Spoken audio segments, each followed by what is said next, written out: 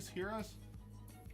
Everybody's like, no. I was like, no. The fuck are you talking about? We could hear you the whole time. We heard you talking shit. Heard you talking smack, bitch. They make sure stream is at least. Heard you talking smack, bitch. Okay, it hears us. We're going full cam. I think that's loud and clear. What's going on, people? What's poppin'? We're doing a little Ask Me Anything tonight. I thought you were gonna say some ass kissing. We're going to be doing a little ass kissing tonight. Anywho. No, yeah, no real plan, as per. But we can finally say we have an album coming out. Do you have the clip? Oh, the fucking shit! I should pull that up. I think the last time we did one of these, somebody asked in our chat how the album was going, and we were working on the album that's releasing in a couple months, and they go, so how's the album going? And like we just like just froze and went. We just froze, and Josh just like slammed his hand into a keyboard, and it just played this most sour note, and it said everything. Just because like during that time we were having so many weird issues with like the recording, and like God, it was bad. Like recording and everybody's schedules, and like COVID was like running rampant and stuff, so it was just really hard for everybody. Yeah. To like, be able to do anything, So we were just, we were trying our hardest to like be as productive as we could while like figuring our shit out. Yeah. Fuck. Where? If I can see this in grid format. Let's see where the clip is. Oh, there it here is. we go. Here we go.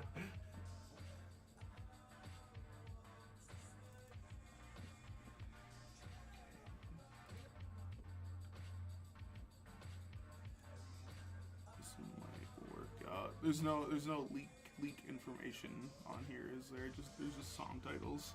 I think you're okay.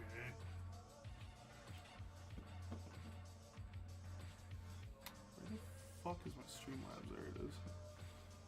Okay, we gotta go to desktop view here. Let me mute Spotify quick too.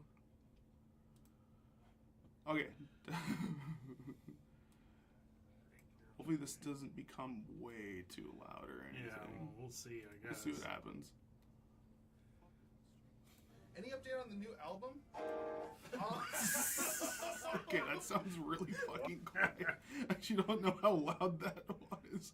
Looks like there was a peak up here. Yeah. Let's go one more a little bit. Probably wasn't that bad. Oh my god. But yeah, no, this was... You could full screen that. Oh, fuck. Yeah. Oh, it's so... I mean, it's blurry, but I don't think anybody cares. Oh, it's only giving me 360. Yeah, so yeah, this was a clip from fucking 2 years ago? 2, maybe 3 years ago. It's been a while since we've done one of these. It's been a long time. Any update on the new album? Wow, yeah, that about said it right there. Yeah, that's It's nice to know that we're not at that stage anymore. Yeah, right. And another thing that changed from the clip, drum set used to be right there. No, it's right here. Pretty neat, huh? Pretty cool. Everybody's just Ooh, wow.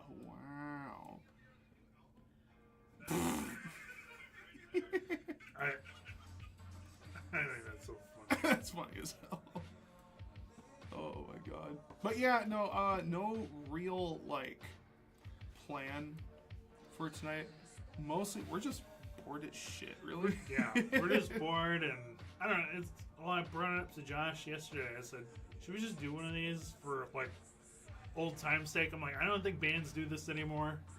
It used to be cool, Yeah, especially during like the COVID era.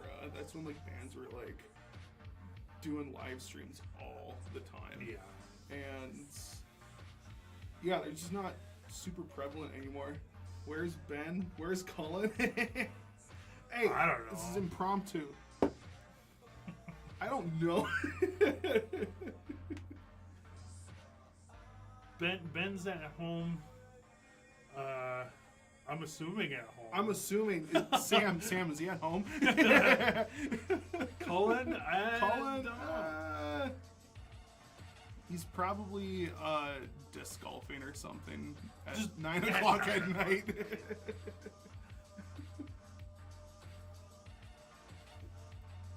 We need Ben. need Ben. We'll get a cardboard cutout of him. Well, if Ben wants to come over, he's more than happy to come over. Yeah, Or, you know, right. he can come over if he wants. If he wants to, it's up to you, Ben. I know you're listening right now. Just like, Ben is not at home. Uh-oh. Oh no! Oh no! I clipped the mic on that one. There we go. I'm gonna turn that down. I thought he was with you. Oh shit! she thought he was with the Anoka County fuckery Oh, like that's admin. right. I Yeah. forgot about that. That's so funny, dude. That is so fucking funny. Where am I getting feedback from? Oh, it's from my fucking failed attempts at monitoring this stream. Oh, it's from this one. There we go.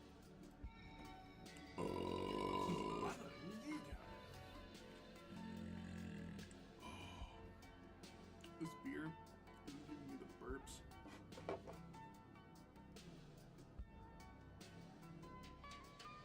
Riverdale is no, it's actually the shot in the center. Dude, 100%. 100%.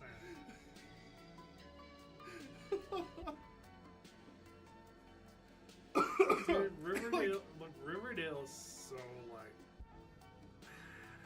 I don't know how to describe Riverdale. Like Riverdale. I love it and I hate it with a burning passion. Riverdale 3 years ago, low-key sucked big time. 4 years ago, It's weird because it's I don't know. it's this year's been popping off. You got this year, maybe the last year, you got the Total Wine. yeah. You got Dave's.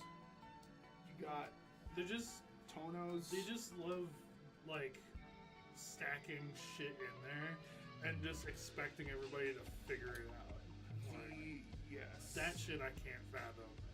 The amount of cramming of businesses is fucking crazy. Trying to get into Home Depot now fucking blows you ass. risk your life. Nobody knows how to get drive rid through that intersection. Because then, yeah, last minute they go, oh shit, this lane doesn't go here. Fuck, I gotta cut across through the middle of the intersection. Dude, come on, just like, Or the accept your fate. or that road that like winds around like where the Target strip is. Yeah. Well, they used to have that like wasn't it like a weird like gas station? Like Rainbow had like a mini gas station right. like in the way back. There was that little teeny And then tiny, like yeah. now it's like completely torn out and there's just like There's like, there's it's- medians everywhere. yeah, and nobody knows how to navigate them Yeah. So because they're just kind of like you're just like, just have at it. Just go for it. When's the new album coming out? December 6th. Wow. December 6th. January 11th is the album release show. December 6th is the album release date. That's when you'll be able to hear all of the goodies that we've been working on over the last 4 years. well, yeah, I mean like for like finalizing and recording, Yes. probably more like 5 to 6. it's Writing, scary to starting. say like 5 or 6 writing because I started writing. Well, the first song I wrote for the record was when we started going up to Duluth, Yes. playing shows up there, and that was 2018, 2019. Yeah, that's right. You know, so one of the first songs I wrote for this record is early as that, at least. That's crazy. But, you know, like the way we write isn't really like one right after the other. Yeah, they kind of come out in batches Yeah, sometimes. they Like we'll have like one or two bangers that we're working on at a time, and then like it'll be like radio silence on the writing Yeah. block for Yeah. like a little while. Then we'll be like, hey, we got something cool. Yeah, like I don't know. Yeah, the way because Josh and I were, you know, we come up with like majority of the ideas, and then like we present it to all the guys, and then we just kind of hash it out for the most part. Mm-hmm. You know, like we'll have like some parts we'll have really strong ideas of how we want things to sound, but like 50 to 70% of the time it's just kind of like It's like have like, at it. yeah, come Have at it, up boys. with something, help come up with something, you know. So, but like we're, you know, I'm not one of those people that can just come up with shit like all the time, Mhm. and it doesn't come that fast to me for some reason. I mean, I don't know. Maybe that's a good thing. Maybe it's a bad thing. I don't know, but I don't care. Like Maybe because that's like how it is. with me, like So I mean, I could come up with like a few things, you know, a few like decent sounding things, but like I'll hone in on like the really good one, you know, that I have like that strong kind of connection to. I'll hone in on that one, then that's when I'll start formulating all like, oh, this is what I want this to sound like, that's what this is gonna sound like, and then just start stacking it up onto Yeah. there. Yeah, so I mean, the songwriting process takes a little. I mean, it's kind of weird because we've been jamming kind of new stuff, like with everybody, and a little bit on our own. And there's been a lot of really good ideas, and some very like standout ones. So I mean, who knows? Maybe we might have another album, you know? Yeah, right. That could you know be that doesn't take fucking 5 years to make, you know, like, you know, who knows, you know, maybe in a year or two we'll have another one. I don't know. It just Right. depends, you know. Depends on fucking. Depends how everybody's feeling and how everybody like is digging the songs or whatever and all that. Yeah. Like that. I mean, that's all I'll probably really go into some of the new ones because like I don't know. Like I want to focus on what's coming out now.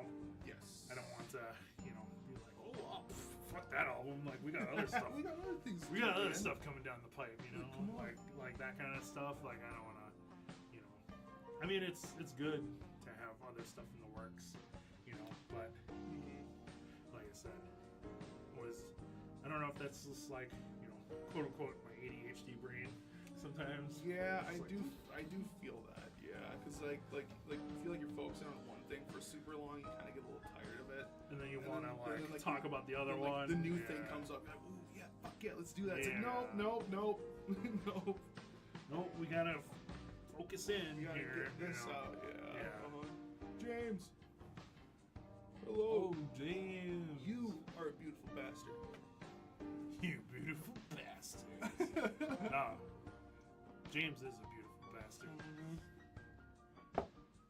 Certified beautiful bastard. Any love ballads in the band's future? I thought that was baptism. Technically, because I think Ben, said that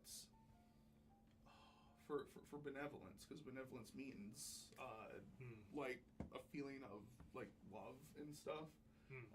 Because yeah, he was saying that like I think it was either him or Sam was saying that like it kind of sounded like a love song, and I'm like, oh, I'll Okay. kind of lean into that with the name.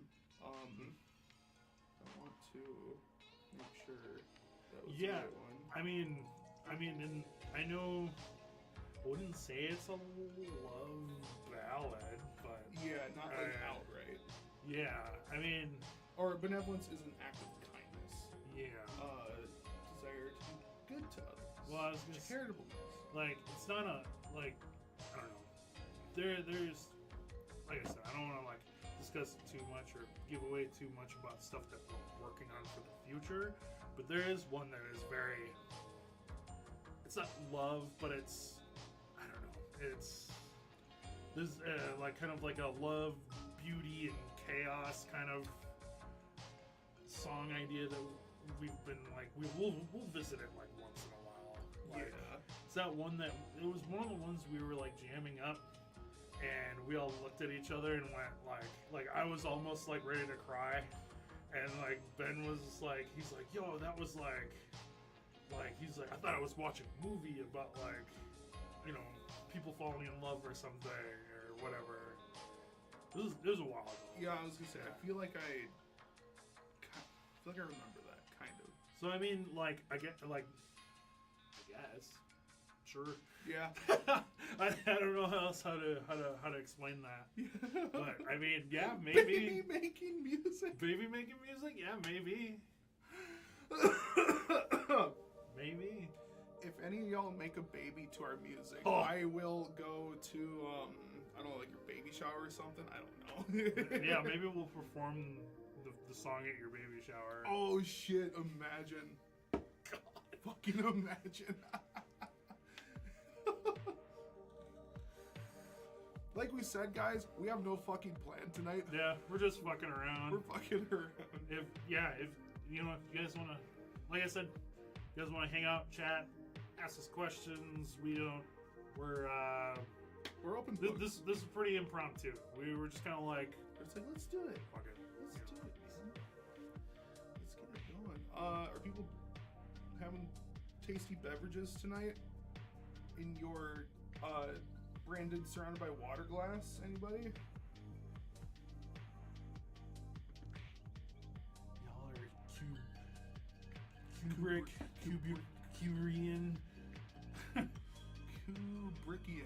Kubrick. Stanley Kubrick. I wish I knew how to read, Stanley Kubrick.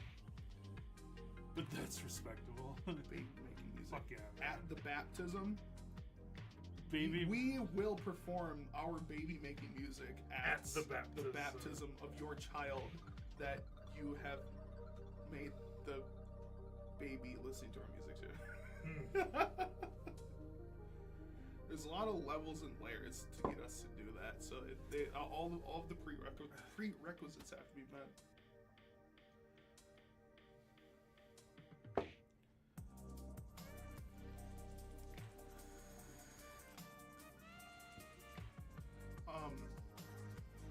Not to sneak peek, but we might be using one of those at our upcoming show.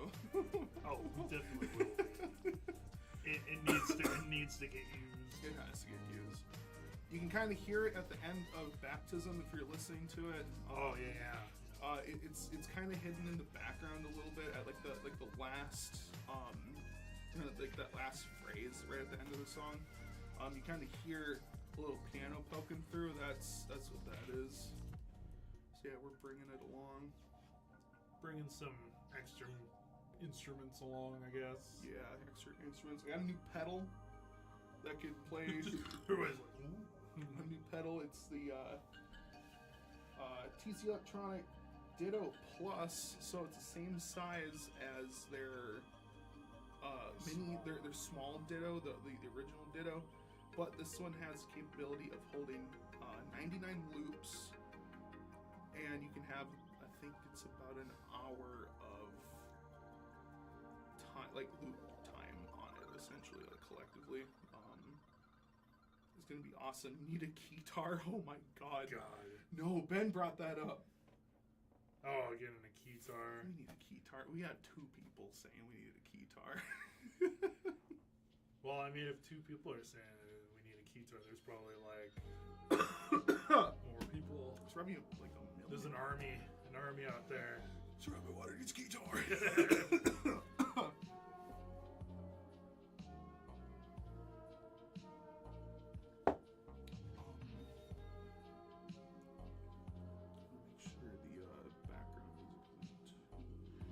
It's just like everybody's It's just like banging. Everyone's like, turn it down, assholes.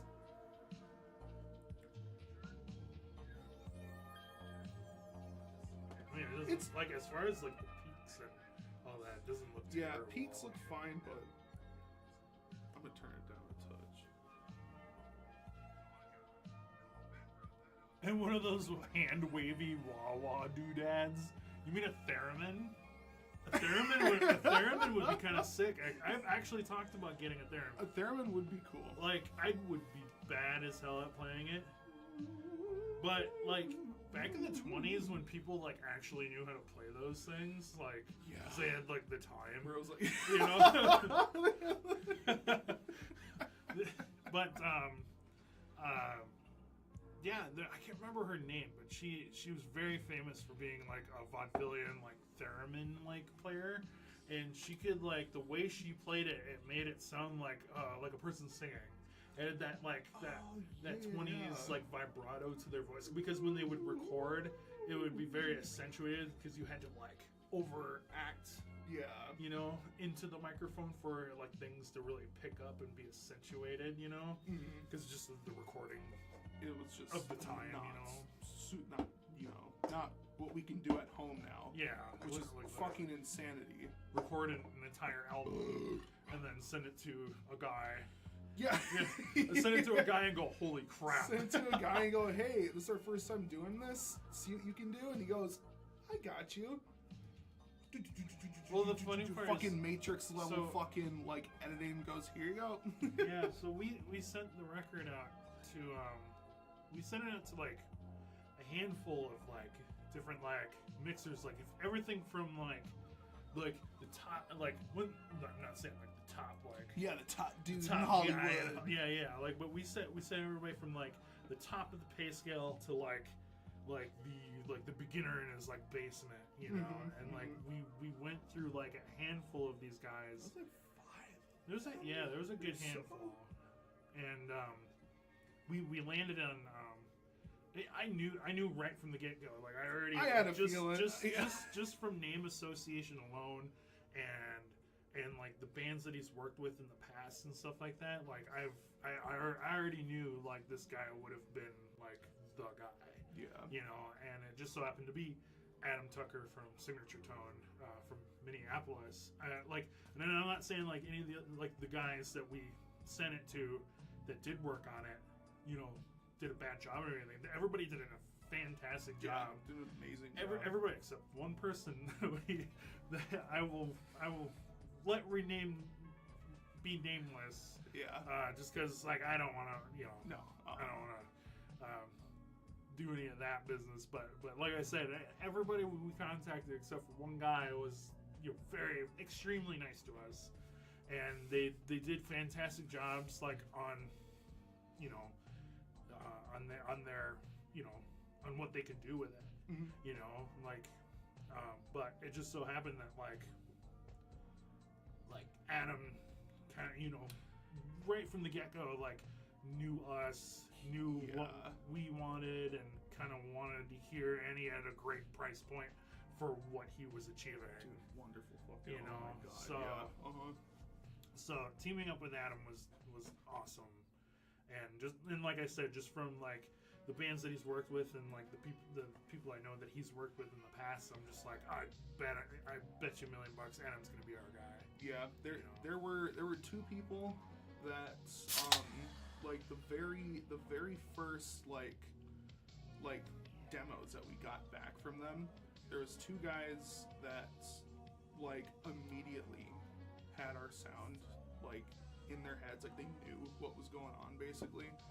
One of them was extremely expensive, and after hearing what he did, it's like, yep, that makes sense. Yeah, We can't do that. And then yeah, we were just like, we're like, yeah, it's like dog, it's like tempting, we love it, but yeah, no, it's just we yeah. couldn't afford it. No, that can't happen. And then we heard Adams. We're like, holy shit! Like this guy is like, he gets it. He understands. Do I trust it? That's a crazy. I mean, Chat, you can see this. Look at this fucking beautiful ass beard. Oh, it's fucking. Oh, it's so cinematic. no. Oh, it's so picturesque. it's Shut the hell. Oh, that's crazy. Oh my god. Boom. damn. That is picturesque. That belongs on Untapped. I know. I should send that to you so you can upload your Untapped from that. Actually, it's not a terrible pour, Ben, and it's because it's It's on Nitro, So so Wexford it's Nitro. It's supposed to be. settling. So give it a couple minutes. like And wait a second, You said you didn't know where Ben Hey, was. hey, hey. Wait a minute. Yeah, it's like if you go to the bar and then they pour you a Guinness, it's like the same thing that's going on, but it's from a fucking can. Yeah, yeah, it's like the nitro widget in the can. So, Crazy, right? so it's still settling, but you can see that the cap is like almost immaculate. It's gonna be so perfect. But what's up, gents? Looking forward to the new album, dude. Drew Yeah, Brady. thank you, Drew. Drew over here, he's got an excellent project called Brother Saturn. Give that a check out. I can't remember when his album's coming out, but he gave me a sneak listen of that, Ooh, nice. and it was fucking great. Ooh. Yeah, and he happened to catch me on one of those days Yeah. where I was just like, one, didn't really know what to listen to, but like, I don't Like know. you're low key trying to find something new. Yeah, too, that maybe. and just like, I don't know, it was just kind of like in a mood. Yeah. You know, I was just kind of like, you know, and then he came by and he was like, hey, got this like, he's like, I wanna like just, you know, slide this over, and I listened to it and I was just like, hey, I'm like, that was cool. Like, That's awesome. yeah, it was a really good project. So, whenever that comes out, keep an eye out for that. If you like, kind of the more like chill ambient post rocky kind of stuff, like loops, drones, stuff like that. Like Ooh, Drew yeah. does a pretty good job at that stuff. Ooh, that's super sick. What's the brew? It's the Wexford. They call it the Wexford Cream Ale, but it's just like an Irish pub ale. If you've ever had like Boddingtons, it's very similar. Ooh, Boddington's super It's good. very. It has a nitro widget that you might have heard me talking about there, but it's got a nitro widget, so it dispenses nitro into the beer, and you let it settle like you would like Guinness from the draft or whatever. It's got a nice like cereally, bready, like almost like raisin brandy background, and then you get some of those like sweet dark fruits and stuff like that. A little bit of caramel in there too. Like it's a delicious brew. I like it. It's super fucking good. Here, I'm gonna try to share. Let's see here. That worked in the Twitch chat. I'm trying to share it in the other ones. Yeah. Probably just gotta go to each one separately or Let's something. see if this works.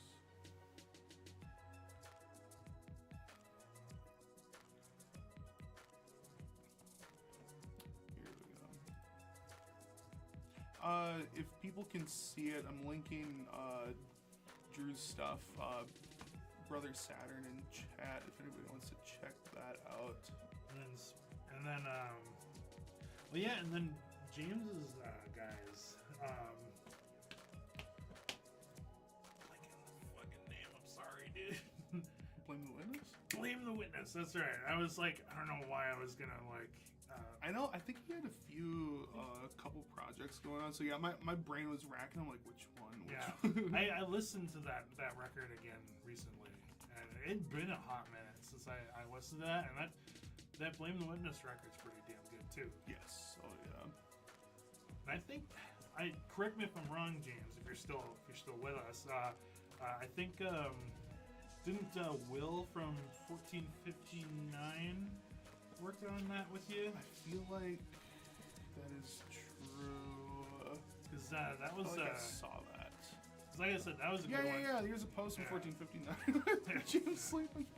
But yeah, Will was another candidate for this record. Yes. And Will did another fantastic job at did a it too. great job.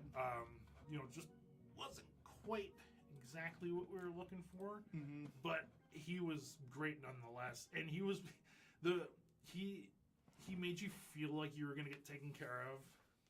Yes. You know, right from the get go. Like the first email that he sent us back, and he was just like, especially from our first person that we got Oh, stuff yeah, back yeah. from. It was just night and day. oh, Yeah. yeah. It was so crazy. But yeah, like, yeah, he sent us an email back, and right away he was just like, wanting to let you know, like, what he was about and like how he wants to deal with clients and all that stuff. And it was just automatically, I was just like, I expect the warmest teddy bear hug from this man. Yeah. Like, you know, like he was He's like, so don't nice. worry, I got you. Yeah, I got he you. was so nice to us, and yeah, and I was just like, I'll never forget that. And I was just like, but yeah, like I said, like, and like I said, he did a great job in his own right. And yeah, you know what he was going for too.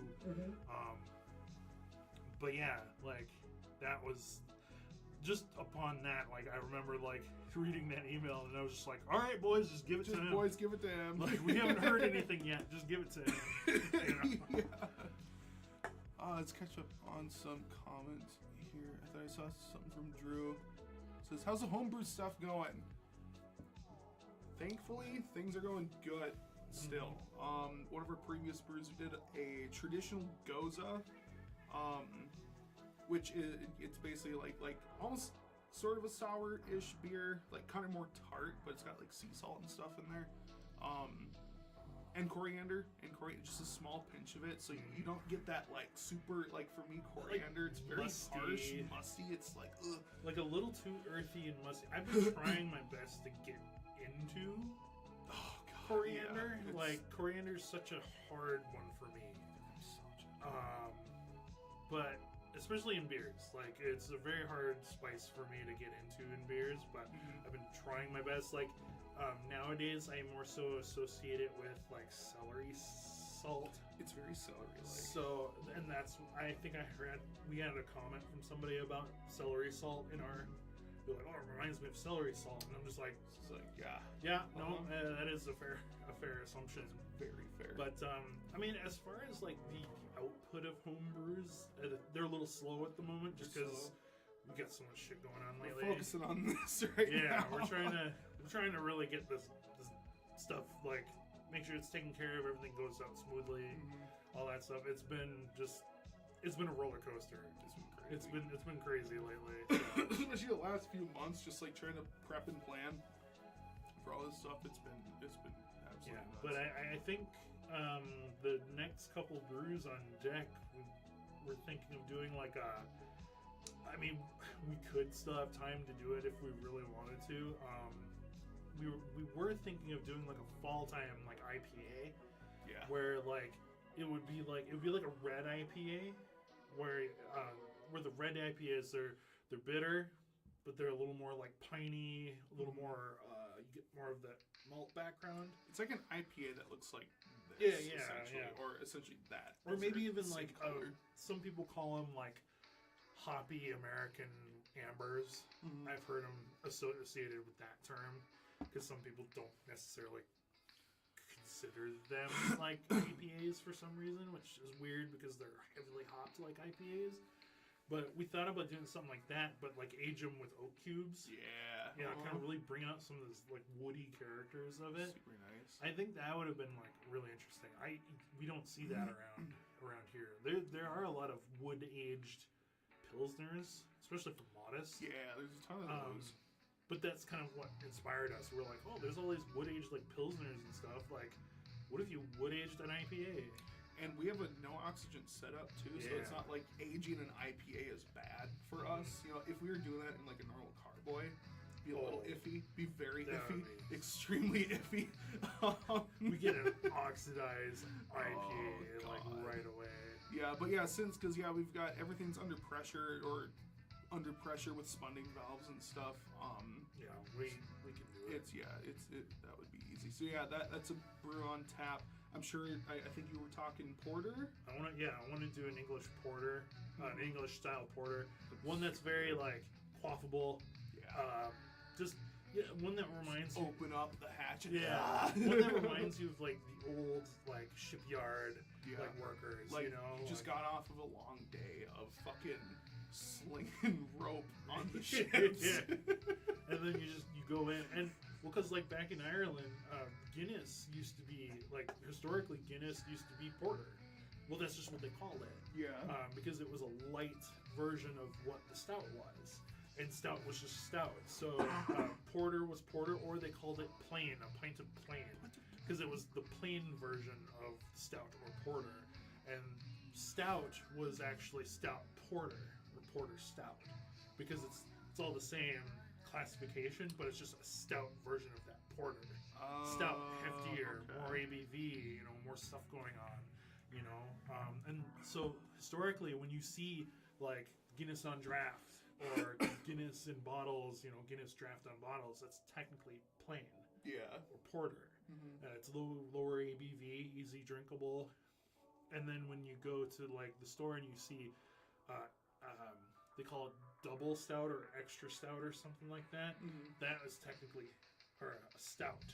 Okay. Back in the day. So but now the terms have kind of shifted, and now because of Guinness, now you have the classification of dry Irish stout. Yeah. Which can be served on nitro or not. You kind of have these different classes now. So, but yeah. So weird beer history lesson for people that didn't want it. As you can tell, we're beer nerds. We love beer. We really like beer. Let's see here. I think it works on Facebook. What's the story behind the band name? Funny. You asked that. It's essentially our last name through the description of our dad, basically. What was it? Mom always used to give him shit for because he always say oh yeah, it means Landvik means land surrounded by water, and Mom would go, that's just an island. Yeah. What are you talking about? Yeah, she'd always she for some reason she'd be annoyed by the way he would say it like almost like he's trying to I don't know. He's trying to be a little fancy about it. Yeah, a little extra about it or something like that, and she's just tell him what it is. Yeah. People aren't stupid. They're not stupid. They get it. But it was funny because I felt like it was months. We would just sit here and we just go, what about this for a band name? Oh yeah. And then we'd be like, that'd be cool. Then we'd we'd go look it up. Yeah, we'd go look it up or something, and there'd already be a really popular band or somebody in the area that's already named that. Yeah. And we were just like, okay. There was one that I really liked. We tossed around the name Township. Because we're like, oh yeah, there's cities around here that are technically townships still and stuff, and it's just kind of a cool name. Well, that and there's that old story about a supposed missing township. Oh yeah, Clayton Township or whatever. Nobody knows. There's no record of them being there or whatever the weird story was. Yeah. And we're like, oh, missing township or something. We were coming up with these stupid a little too overly thought out names and stuff like that. Yeah. And just everywhere we turn, take it. But the funny thing about Township, we wanted to be called Township. So we were we kind of said it for a week and was like, yeah, Township. That sounds cool. But then we went and searched for it. Not only was there a band already in the area named Township, but they were a post-rock band named Township. And we went, there's no way. Oh. So, yeah, it was just, like I said, it was just months. Constant months. And, we weren't, I still don't think we really had the name when we were kind of getting some of the guys together. We did, but we didn't, I don't think. I can't remember how the timeline went, but I remember, we were kind of talking about jamming with some of these guys, and we'd just be like, hey, since we don't have a name, what do you think of this for a name? And then, they'd just be like, that could be cool, and then we'd all find out it was taken or something. Yeah. Or maybe it just didn't vibe with what we were doing. It just, you'd start playing the music and stuff, and you'd think about the name, and you're like, that's dumb. It just Didn't feel right. That, yeah. And then I don't know, we were coming home from Christmas Eve or something, and my mom, once again, my dad, for some reason, the whole surrounded by water name meaning came up again. And yeah, they had a weird little, not an argument, but just kind of a shit giving session in the car on the way home from Christmas Eve, and all of a sudden it was just like, I looked at Josh and I went, I think I got it. And it was like, what are you talking about? I'm like, I'll let you know. I'll let you know. Can't say this here. And like we got back home and I told him, I said, what do you think of the name Surrounded by Water? And he was like, I looked at him. he just like, kind of went, that could be cool. Yeah. Like, I still don't think Surrounded by Water is a good name. Yeah, Like, yeah. I still don't think it's a good name. But like, I remember because I remember looking it up, and as far as I could tell, there was no other bands, Mhm. you know, that kind of had, especially in the area or more popular, that had it. And I just went, it doesn't seem to be taken. Yeah. I'm like, do we just do it? It's like, And then I remember messaging like one of the guys, I think it might have been Ben or Colin, one of the two, and I said, "What do you think about this?" And they just went, "Well, it doesn't suck." yeah, it doesn't suck. I'm like, I guess, yeah. I will take it. So we just kind of rolled with it, and ever since we've just kind of stuck with it. Yeah. It's just kind of been like, but like it's funny because like I don't think it's a good name, Mm-hmm. and I'm kind of like in the same boat as like, it's stupid because like I'm such a big fan of like This Will Destroy You. Like Yeah. This Will Destroy You says the same thing about their band name, Yep. and I completely agree with them. Like that's not just the fan talking. Like they say that the name, like it doesn't matter what your name is. It's just a way to market yourself. It's literally, yeah. Yeah, that's all it is. Like, you know, like, yeah, that's like their way of describing band names, and I completely agree. Yeah. Like, it can be the stupidest name, but like as long as like it's marketable and you can kind of separate yourself from everybody else in a way, that's the band name. Yeah. And it's and as long as you can tolerate it enough, like you're good, you know. So like, but like, yeah, I mean, like for like Surrounded by Water, it's so funny because people ask us, well, what's the band name? Oh, Surrounded by Water. And every time I say it, I feel stupid saying it, and I was like, oh, it's Surrounded by Water, and then people go, wow, that's deep. Literally, most like, people I'm like, say ah. that. They either go like, "That's I'm like, deep," "You think?" or like, "Oh, that's cool." Yeah, It's that's like, clever. And I'm like, all right, because like for me, yeah, I'll roll with it. saying I don't care. Saying it to somebody, it's like, oh, what's your band? Like, oh, we're called Surrounded by Water. But like, over the years, I like every time I say it, like it gets more comfortable saying it, Sure. and then like if you say it with confidence, then they go, wow, that's deep. It's like, dude, no, it's not. It's just my mom giving shit to my dad, Yeah, basically. yeah. Well, I think it was our buddy Dan Lyons. He goes, you know, I think that's the first time I've ever heard of anybody say that their dad inspired their rock band name. Yeah. And I was like, yeah, probably. Yeah, that probably Probably. could be the. But that's the thing. That's like the whole kind of, I wouldn't say it's the point of post rock, but that's kind of like the weird philosophy is like the rock, the stupid like cliche of rock bands being this rebellious like thing. Yeah. You know, like it's just not that anymore. You know, like back in the 70s or 80s, if your band name was inspired by your dad, you were probably considered a loser. Yes. You know, literally. and like, you know, and then but nowadays, you know, like the rock band is like it's supported by their parents, you know, and like back in the day, the parents were like, oh god, my son is in a rock band, you know. But nowadays it's like, yo, my son's in a rock band.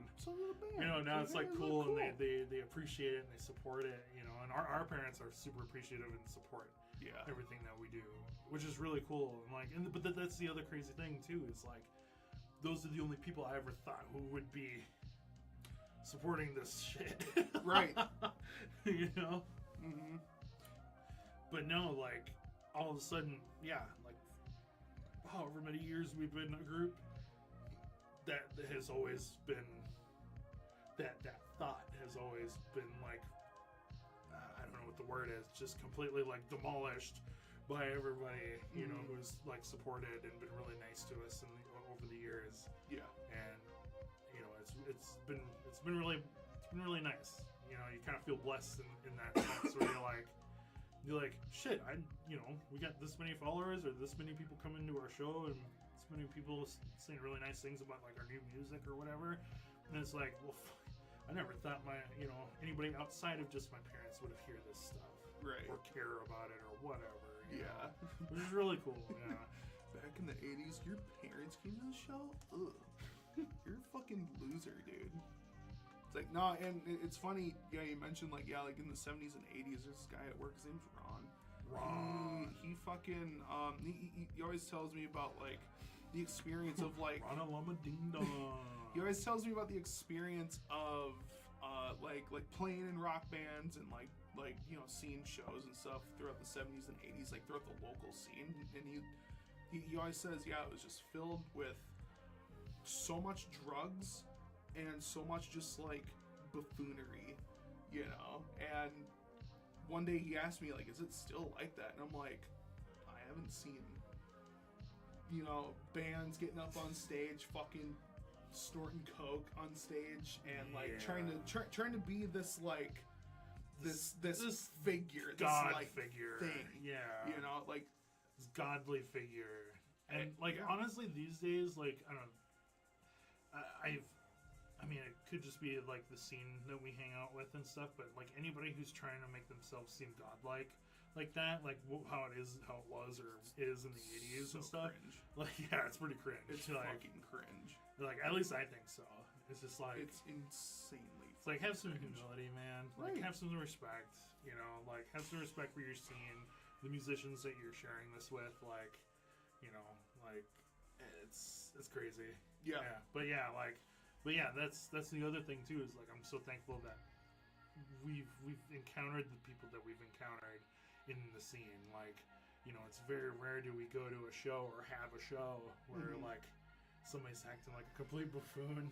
Right. And if you are, then that gets spread around. It's like, hey, Yeah. this that goes person, around. this band or whoever was. They're funny, Yeah, they're acting a fool on stage. They're fucking throwing shit, doing that shit. It's like, if you don't want that, probably don't play with them.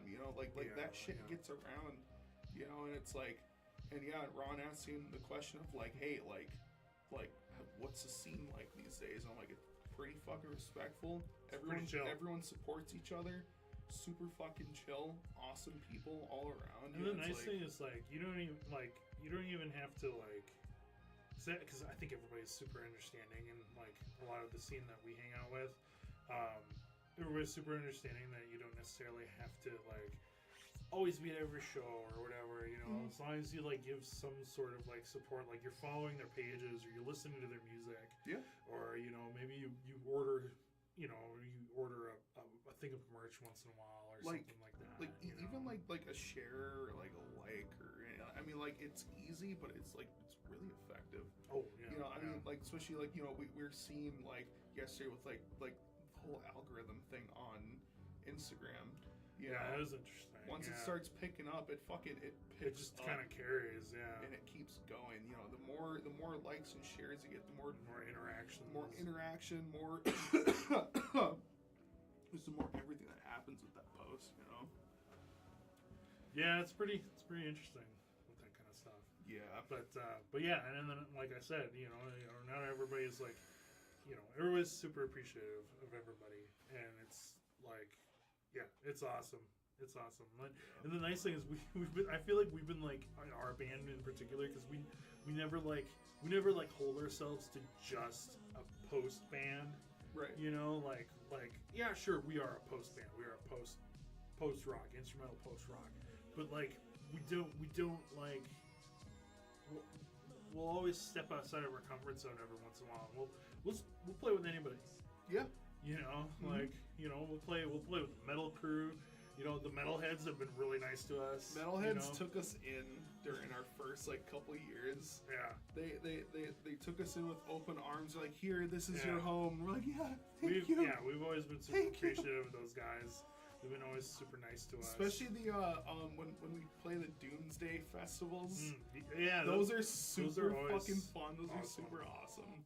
we love playing those, and it's always like from an outside perspective, it's so random. Right in the middle of the festival, having a post-rock band like us playing like the super pretty and like you know, I mean, chill sure, it ambient can get music. heavy too, but it's It like, can, yeah, it can definitely get heavy, but it's like when you see all the other bands, like, what the fuck are these people doing? yeah, here? literally. Like But we're we- always the odd men out or whatever. Like but we don't it was care. first formed from like the metal scene going, oh yes, please, and then it's like, you know, it's a good break in the middle of the fucking Yeah, and chaos. then like randomly, like you know, like some of the hardcore kids like started like asking us to come play shows at their stuff. You know? yeah, And we're just like, you know, like I say, we're not, you know, we don't find ourselves at a lot of the hardcore shows, but we like completely appreciate like those kids and what they do. Oh, yeah. And stuff They're like that. amazing. And like, and I mean, shit, like, you know, like they even got us into some of their music, you Yes, know? yeah. And like, we never really would have thought, you know, like, you know, be listening to like Twin Cities hardcore, right. you know, like, or modern day, you know, Minneapolis, Twin Cities hardcore. But like, yeah, some of the hardcore kids, like some of those bands, they put out some good stuff too, like, you know, Unfit, Hurt You, and, and The Canary Fell and stuff like that. Like, yeah, they put out some good stuff. Super amazing fucking music. Emily, what's up? Can't wait to hear the new album.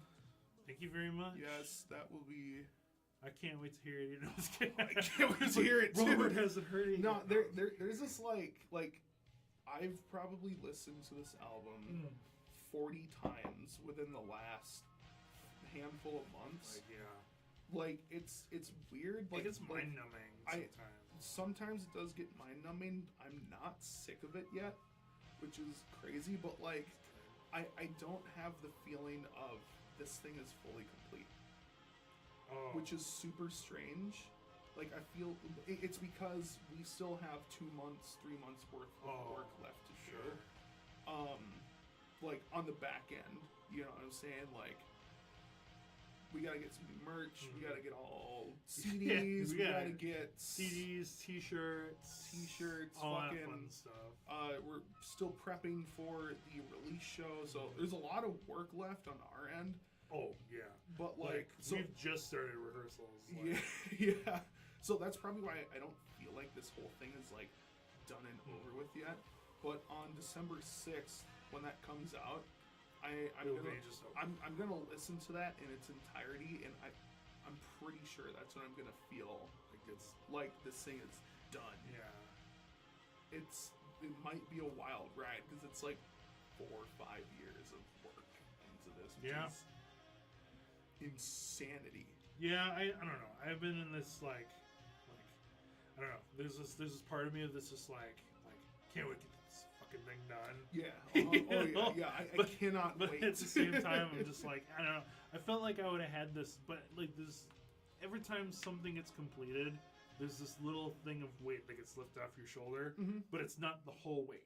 Yes. So you know you've got more to go. There's still. you know. Yeah. But yeah, every time you get one step closer to that finish line, it's just like it's a little easier.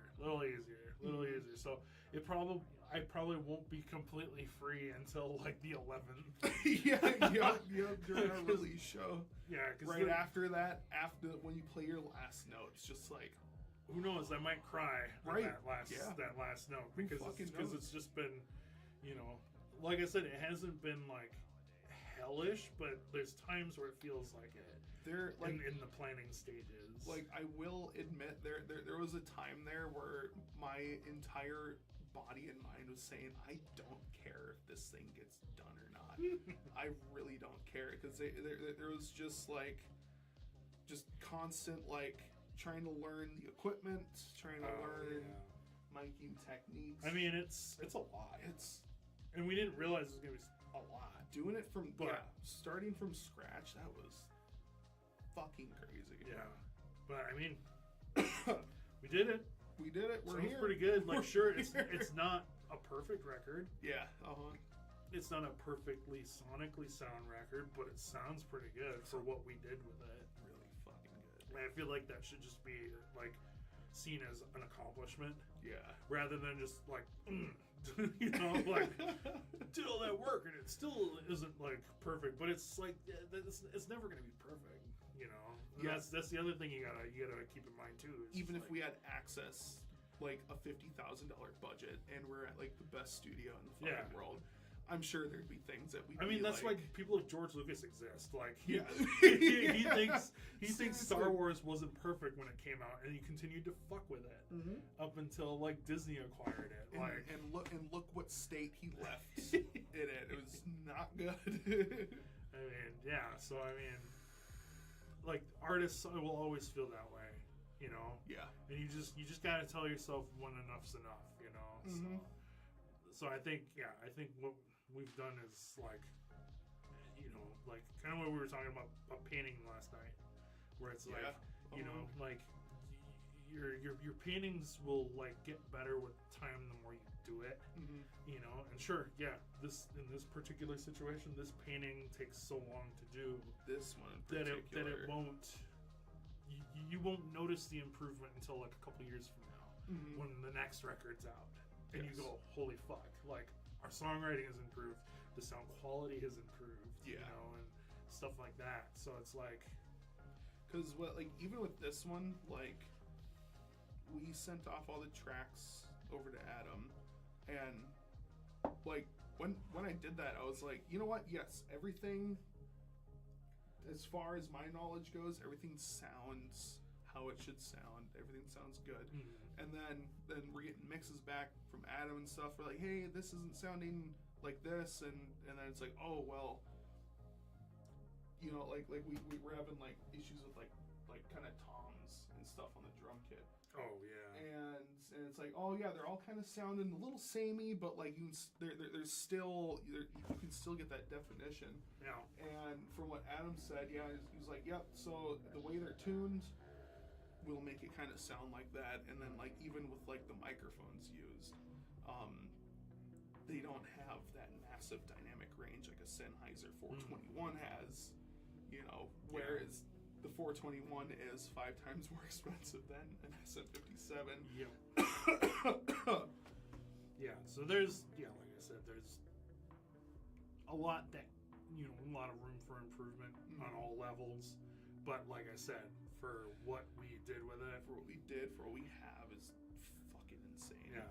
To be honest. but my favorite part is because like we didn't really necessarily understand. Like, sure, there's a lot of layering, and I feel like we've done a pretty good job at like layering our textures and the way things sound. Because of that, there's like, I don't know, like sometimes there's times where I almost like, for me anyways, I hear it more so. Like you guys probably won't hear it as much, but there's times where I'm just like, yeah, maybe we went a little too far there. Yeah. Because like we're just working with our guitars and like what limited amount of like resources we do have to like make things sound a little different, and like to stack all those layers on top of each other. Like we were just like, all we know is guitar. Stack it up, Yeah. stack it up, baby. Stack it up. And like we sent the files to Adam, and Adam goes, It's like, he's damn. like, holy shit, this is a lot of tracks. Yeah, this is a lot. We're like, yeah, I know. We're like, yeah, we know. We're self-aware enough where we know it's a lot. Yes, we get it. But music video idea, playing your music on an island. Could you imagine? We rent out a whole island for a day. God, you can probably do that. It's scary because Too bad we don't have island music. we'll go to we'll go to the Fire Festival Island and do music at Fire Festival. Yeah, I just thought of the worst thing. Post Jimmy Buffett. Oh my god. I mean, we are in the post Jimmy Buffett era. Oh my god. Could you imagine? Fucking post Margaritaville. I'm sure it exists. I can't even imagine that. sure it I exists can't somewhere. imagine. We'll be the first ones to do it though. God, I hope not. God, I hope not. It'll probably happen when we're 50. And we're like, Oh my all right, god, yeah. Time to start a cover band. I was like, it's cover band time, Jimmy Buffett, but all I have is reverb pedals and Red Panda Particle.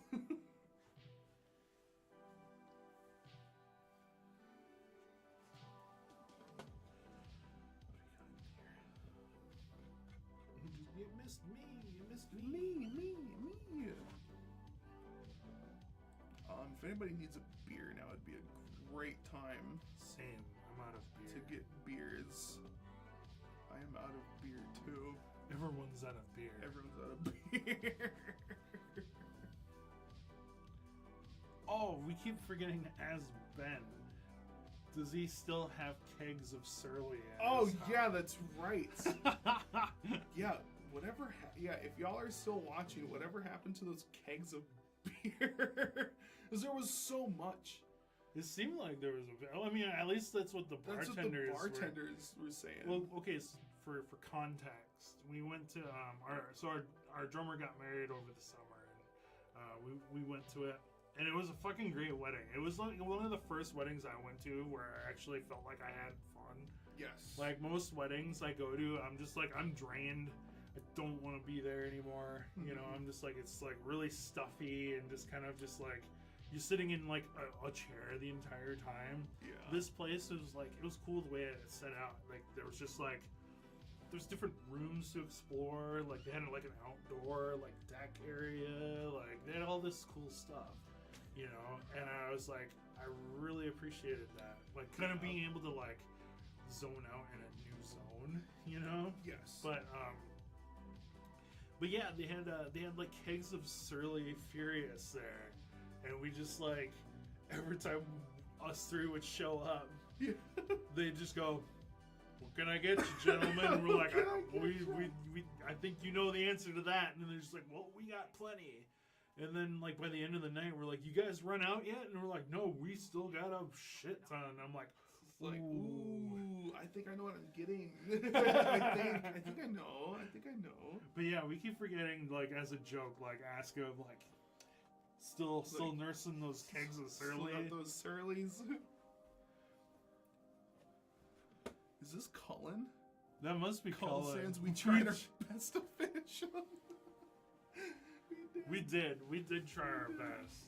We tried. But poor Josh, like, And then at the end of the night, I'm like, dude, I gotta switch to something lighter. yeah, like, because poor Josh, like, realized, like, oh, fuck, I drove the truck here. Yeah, it's like, sure, it's only a mile down the road, but like, Fuck that. I don't want to fucking risk that shit. Hell no. Nobody should risk that. Emily, when do you guys play live next? So our next live show is our album release show, and that will be not on stream, man. It's not like you shit your pants. Broke my back.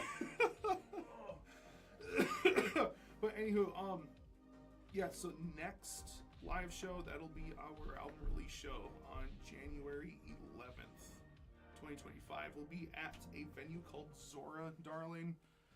They are in Minneapolis. I think they are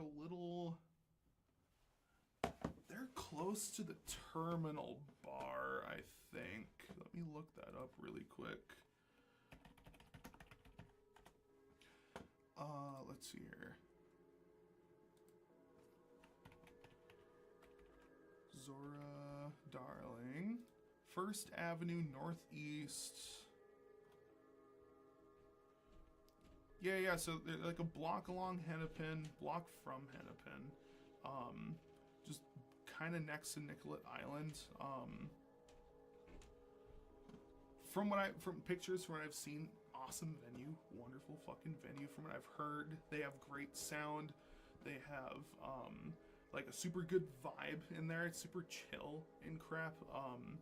And like from pictures I've seen and videos I've seen, it looks really fucking cool in there. So yeah, that'll be a fun one. We're gonna have house music is by Steve Seal's group or his project called the Dismantleists. So the house music is gonna be that. It's kind of like ambient, post rocky, kind of just like guitar loopy, kind of just like kind of ambient soundscape. Kind of get the mood going. First up in the night is going to be Not Yet All Things. Amazing duo. They are a kind of ambient noise project with interpretive dance. Super fucking awesome. Super moving too. And then next we have Long Winter. Long Winter will be playing next. And then Vin, and then us. Bongos will be playing next. And then we'll be playing bongos live on stage as well. Yeah, but no. So yeah, that's kind of the rundown of the night for the album release show. But yep, January 11th, Zora Darling. Zora Darling looks like a nice place. Kind of too. north. Yeah, like it's hard to describe where it is. It's like kind of If you're- northeast-ish. Yeah, if you're familiar with the Here, you know what? Let me show you guys. Like desktop. I was gonna say, if you're familiar at all with like the neighborhood of like the Terminal Bar, like where Surdix is. Yeah, It's kind of yeah, the same Surdix. neighborhood. So yeah, Hennepin runs right here, and then as you can see Zora Darling right there at the red dot. But yeah, like I was saying, I've never been there before, but it looks fucking amazing. Absolutely amazing. Let's see. I wonder if there's any like pictures of the venue. There's like a video in here. I don't think so, but it's it looks like dark, moody. Yeah. They have these really cool like strip lights in the back that like kind of like beam down or whatever. I feel like it's a perfect environment for our type of music. Yes. Oh yeah. No. 100%. Pretty decent sized stage, I'd say. Yeah. So, It looks nice and, so like, who knows? small, kinda Maybe roomy. we'll finally have some elbow room to thrash around for once. 'Cause I don't know. I always feel so subconscious of like how close I am in proximity to stuff, Oh, I know. including I would. people. I would like, hate to bash headstocks into people, or like bash into the wall, or jab my head on a fucking PA speaker that's Yeah. right here.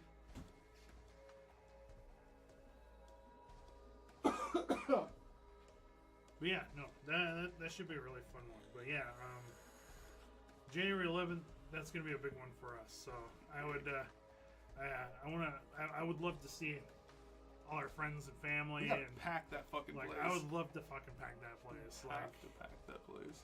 Like I think we can do it. No, Fuck it. We will. not. I think I can. We will. We will do it. Do it now. Gotta keep remembering to stay in that mindset. You gotta be positive. You gotta be You gotta will it into fruition. God damn. I'm dry on beer. I'll be right back. I'll go grab one. I think I need to pee as well.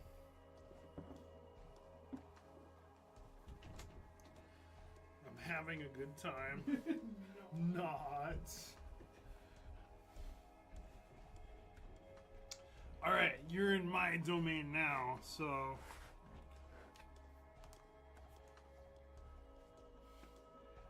I don't know. I don't know where I was going with that.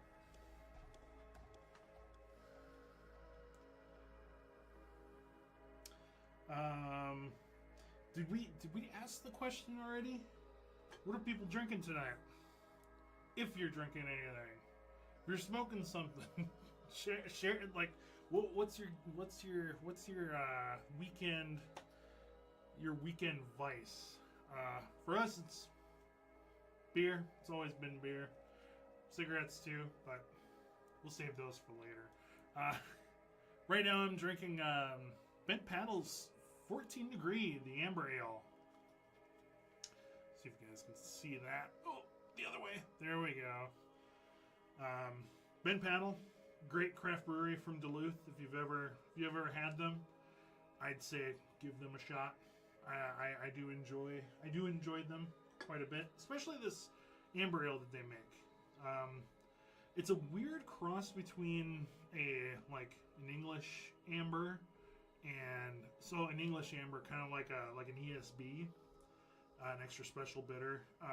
It's a crossbreed between that and like kind of like an American amber. It's a little more hoppy, a little more bitey, but it's got like that great malt and dark fruit kind of thing that I love from ESBs. And then just on standby, it's warming up a little bit, is the Glasgow Kiss from Starry Eyed, and that's a wee heavy Scotch ale, if you will. Ooh, Scotch ale. Ooh, no! Just power cable on this thing was fucked. We almost killed it. We almost killed the beer. Well, there was nothing in this one. That one wasn't open yet. That one probably would have died. But speaking of beer, make IPA piney again. It's like I don't want to say Trump themed, but Trump joke themed. It's a Trump novelty beer. Many people are saying that juicy IPAs are all the rage. Sad, fake news. That's what it says on the back here.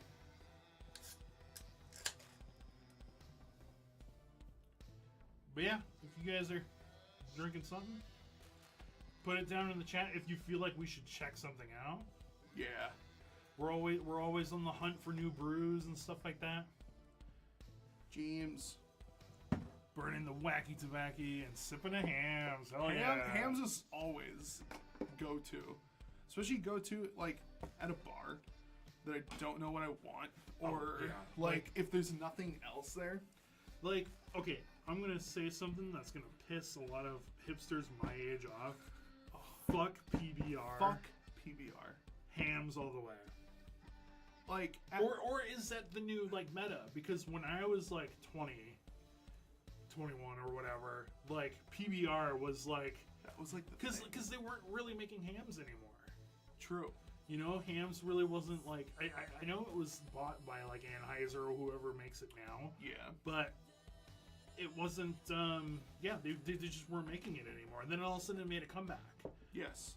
And now everybody wants to now everyone wants to drink hams now. I want to do hams. Which, honestly, hams is a fucking delicious beer. It's so fucking good. Crisp, bready. It's so good. You know, crackery. It's real flavor. And, like, it's... Yeah, like James just said, it's cheap as shit, Get a but it's fucking good. Dirty 30 for $15 bucks. You cannot go wrong. If you want to be at the center of attention at a party, you bring the Dirty 30 of hams. Yeah. Or we used to do... Okay, $15 bucks for that. Like, you my uncle does... he does the 24 bottles of Miller High Life. Yeah. And, like, I fuck with it once in a while. Like, as shitty as a company as fucking, like, Anheuser-Busch is, like... Yeah. Or, like or the Miller Company or whatever, like... Like, High Life is still weirdly like a delicious beer. What do they call themselves now? InBev or something? Yeah, InBev, yeah. InBev Incorporated. But like, it is. yeah, like I'll bring that once in a while when I'm feeling nostalgic. Like my uncle, like I mean, he probably still does it, but we don't have family get-togethers anymore. Yeah. Because yeah, well, I mean, yeah, but yeah, ever since our grandma passed away, it seems like nobody gets together anymore, and it is what it is. That's growing up, I guess. You know, that's one of the harsh realities of growing up, I suppose. You know, but but at the same time, like almost every get together, he would always have that. You always have that sucker planted right the back door. Yeah. Right by the back door. So like. And it would just be chilling outside. It would be cold as shit outside. It'd be cold as shit. So you were guaranteed a cold beer. It would never freeze. Yeah. Too. And which is crazy. And it seemed to never like. It never ran out. Yeah. It would never run out. Somehow it would never run out. No idea how, but somehow it never. He's had one chilling in the car the whole fucking time. He's like, "Oh, we're getting low." Maybe. I mean, but yeah, no, like sipping High Lifes with the uncles and cousins and stuff. That's always a core fucking core memory. Core memory. You know? This is a core memory. But yeah, like I mean, it's just the same notion of bringing a Dirty 30 of hams to a party. You know, we did that once. Yeah. It was like Friendsgiving or something. We were doing the Friendsgiving in Minneapolis, and Kenzie and Fletcher held it at their house. Oh, And then yeah. we showed up with like a freshly cracked open Dirty 30, and that sucker was gone. It was gone. That was the scary thing. It was gone. Like, sure, we can pack away brews, but like, it's like, dude. But that one just wasn't us. You know? Yeah, that was like, just that, us. that was like, It's just yeah, us. it was like people helping out and stuff like that. Which Just is really you and cool. me killing 15 fucking beers. I mean, it could happen. It'll happen tonight. Could have happened. I'm not gonna divulge. Not gonna confirm nor deny that we have crushed 15 beers. Oh no, hams. That's a go-to. Especially at what bar were we at? Schooners. Schooners. Yeah. Schooners has good prices on. It was like Hams. $3 for a draft hams. It might have been. It was yeah, literally probably about 'cause- $3. Yeah. Because I remember buying me, you, and Danny a hams off tab. Yeah, it was only like It was $6 or $9. It was like $9, Yeah. and I'm looking at my tab, and I'm like, Did you fuck up? did you fuck up? And I'm checking, and like, nope, there's 3 hams, and I'm like, dude, these are $3. Yeah. $3 a piece. So yeah, it was hams night. There, and then we were getting like table service at Up Down. And the dude Oh, kept yeah. coming back. He's like, "More hams for you boys?" It's just me, you, and Danny again. Me and Danny. Yeah, that's right. It's like, yeah. 2 more hams, Forgot and about then that. he like came by once and went like, Yeah. He literally just came by and he was just like he walked like 5 feet out the door and looked at us. He went like, He was just like, and we're like, yeah. He's like, And he was like, left. came back. Couple minutes later, came back. Here's your hams. Like, yeah. Yeah, we were the hams boys that night, and then Even finally, that was cheap too. yeah, it was super cheap. cheap. Yeah. Yeah. But yeah, we called it a night because we thought people were heading out soon. And the guy came out and he was like, and we're like, no, we're gonna get our tab, and he's just like, what? It was so good. We're like, we gotta go We sometime. gotta go at some point, dude. We Like, gotta come on. go. Like, We just came from a beer festival. oh, that's right. We We're out did, here yeah. crushing more. We were at fucking the Winter Beer Dabbler. That's right. The winter beer Forgot dabbler, about that. which like I feel like what was it? Yeah, it was this last year. It wasn't that cold, which was nice. Yeah, that one was tolerable. It was like There was a few Winter Beer Dabblers there where I was the absolutely one miserable. before that. Do you remember? Oh my, it was so cold. And then the wind picked up at the end, and we're just like. Yeah, some of those have been pretty rough, but the first couple we went to were really nice. Yeah. A lot of snow. Oh, the very first Yeah. one, dude. We got hit with a blizzard. Yeah, On that that was one. fun. That was perfect yeah, vibes. But yeah, there's been some where it's just like I fucking hate the winter, and like anytime it hits anything below fucking 20 degrees, I am miserable. I hate it here, and I don't, and I wonder why people settled here. Oh, do you remember? Oh, You know? Do you remember the Winter Beer Dabbler? It was like a year or so after COVID had struck, and they didn't have the Coliseum open, Yeah, and the Coliseum was heated, yeah. so that's Yeah. like your escape and shit. Hmm. But yeah, they didn't have that open, so like everyone's just stuck outside for this fucking event, Yeah. you know? And it's like, dude, what the fuck? Then there was one year where it was so cold that beer lines and cans were literally exploding. Was it Wild Minds? Yeah, Wild Minds, their cans were their literally cans bursting as were- we walked up. they were actively And exploding. they're like, we're sorry. They're like, oh shit! It's like, dude, we got a guy going back to the brewery, getting more. We're like, bro, like, we get it. Like, yeah, they're like, if you're willing to come back in like 20 minutes, we'll have, and I'm like, just do like, just what you need to do. if Like, you gotta do it, do it. we're not gonna sit here and hound you guys. Come on, give me Where's the fucking beer. beer? Where's the beer, What bro? the hell, man? What You the know, fuck? but Give me my fruity smoothie beer, bro. yeah, literally. But yeah, that was a wild one too, and I was just like, yeah, I wasn't having it that one either. The winter one is like always oddly fun because it's like survival. like it starts out as like, oh yeah, this is pretty cool, and then like your hands start getting a little cold, feet start getting cold. You're like, oh shit, what did I get myself into? And then you're slugging more beer, and then you get this like You're making yourself colder because you're drinking cold liquid. and then like you get this like primal feeling and mentality. It's like, we need warmth, we need fire. They have the hot air balloon things going. Those are fun. Super Oh, nice. the new thing that they've been doing is the what do you call it? Snowmobile jumps. Those are cool. Those are fun. Those are fun to look at. I got some good pictures of that one. That was sick. I still say All Pints is like the best one. Oh, but it's so fun. It's not All Pints. It's It's- some. No. Wait, reverse that. Flip that. It's some pints, not Not- all pints. It's all pints, not some pints. Yeah, if you guys ever want to go to one of those beer festivals, yeah, like All Pints is another fun one. All pints Sure, is so yeah, you fun. gotta find like hotel and stuff. If you want to like overindulge and be like responsible in Duluth or whatever. Like I get it, like it's kind of a pain, but like I don't know. For me, I love that little city. Yeah, You it's know, so good. any excuse to get up there is always a good time for me. Mhm.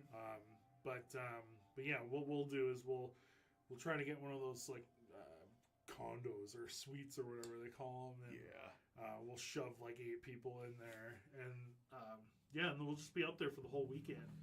And like Friday's always fun and interesting because we all go out to dinner, and then all of a sudden, like next thing you know, we're all going out to get drinks. Yeah. And like it's always this like moments of reunion, you know, kind of like Yeah. well, I mean back in the day it kind of was because like we'd be reunited with like friends we haven't seen since the year before Yes. at the last All Pints or whatever. So that one was always fun, you know. And, you know, the Friday night was always a celebration of everyone coming together and traveling all this way to meet once a year, you know. And then it would just turn into debauchery somehow. Yeah. Like it would just unfold. Like the first handful of years that I went to that, it was just like that's how it was. Everybody came together, was like glad to see each other, and then it just divulged into chaos. And like this chaos, sloppy drunk. yeah, people just be sloppy drunk on a Friday, knowing full well they're gonna be drinking beer all fucking Gotta day. get up The next day, morning and yeah. do it again. But I mean, it was always fun, you know, and like despite some of the I don't know, kind of weird things that we'd run into with that, but yeah, but nowadays like we'll still go out for like a drink, Yeah. you know, but like we don't ever find ourselves getting too out of it, which is nice. Yeah. You know, we'll go out to a few places, and it's more so just to kind of like, you know,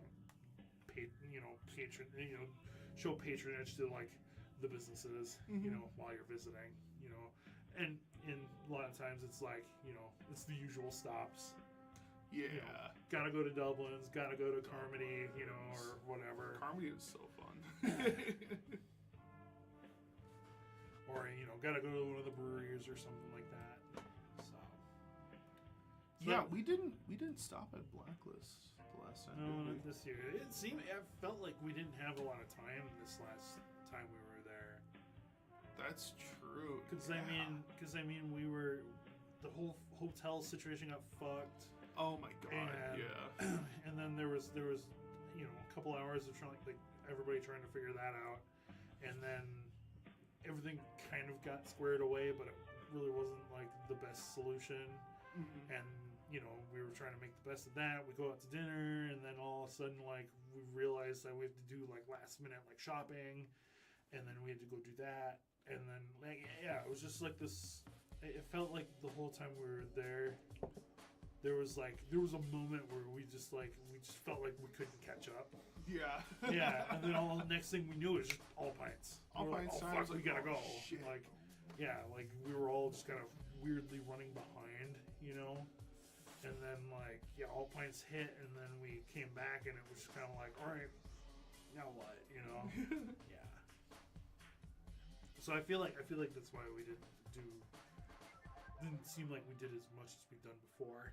Yeah, that was Because it seemed like, I don't know, things were just weird. a crazy fucking weekend. This song is good, by the way. Keep this. Mesh. Yeah, it's got this like you taking like a reel to reel with tape speed, and they'll like kind of like go through the speeds a little bit. Yeah.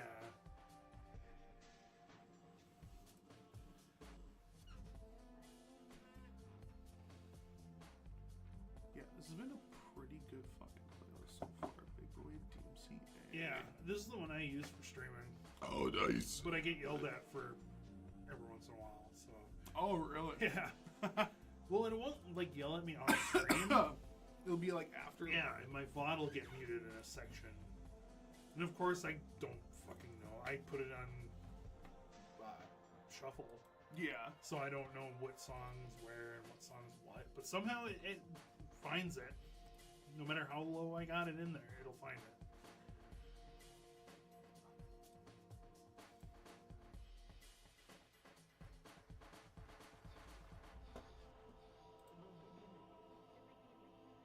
Just trying to see if it gave me any like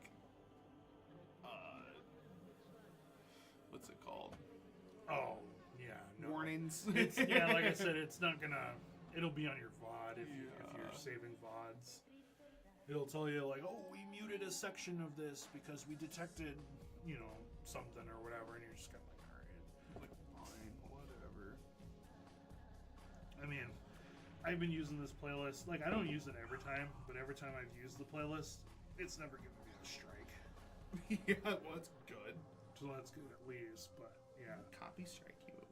Copy strike PewDiePie. copy straight PewDiePie.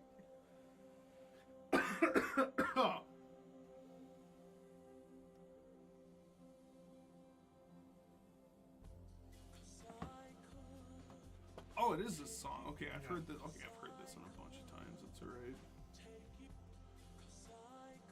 Let's see. Do we have more talking points? Can we talk?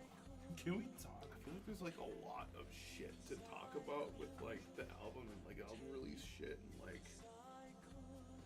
Yeah. It's like we haven't given like actual real updates in so long. Yeah. Well, I mean, as far as I know, well, it kind of depends on how things are flowing, but I'm thinking, I don't want to say every 2 weeks, but maybe every 3 weeks up until we drop it. We'll probably be dropping a single. That'd be cool. You know, just to keep it rolling. Just seems weird to just drop a single and then 3 months later we're in. You know, like, and like you also gotta think of it in the modern sense of how technology, how things work, and you know, things are always on the go. Yeah, especially with You like know. algorithm and shit. Like, Yeah. you post something 1 week, and then literally the next week it's like out of people's heads. Yeah, well, yeah. It's So you out of kinda have to keep, it's out of- like- it's out of people's heads. It's out of people's feeds. Yeah. It's out of out of the algorithm, so to speak. So yeah, so you always gotta. So you gotta have something new, something you're cool to post. And that's the sucky thing with like being in a band now. You have to be a content creator, and Yeah. it's fucking stupid. We're not on the level of going to TikTok quite yet, making Yeah. really shitty TikToks. We'll see, man. Soon. We'll put we'll just have Colin do it all. Yeah, Colin can do it.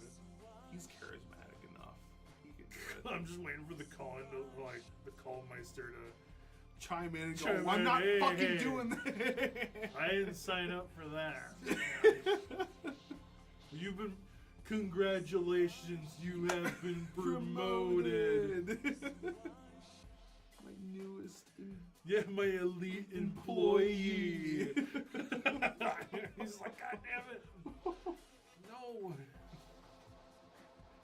Just like how we forced Cullen to be like our speaking man. Yeah.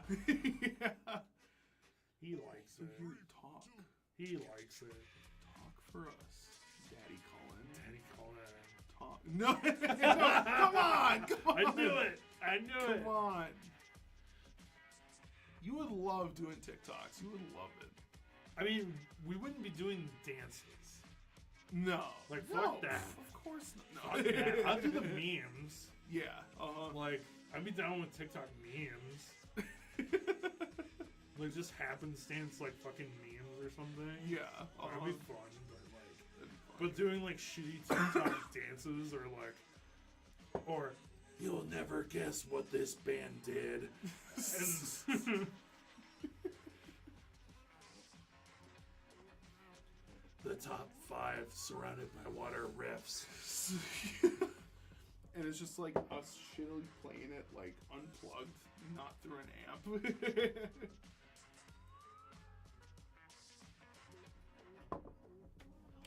Although I will say, I think it'd be kind of cool to do, like, playthroughs. That'd be fun.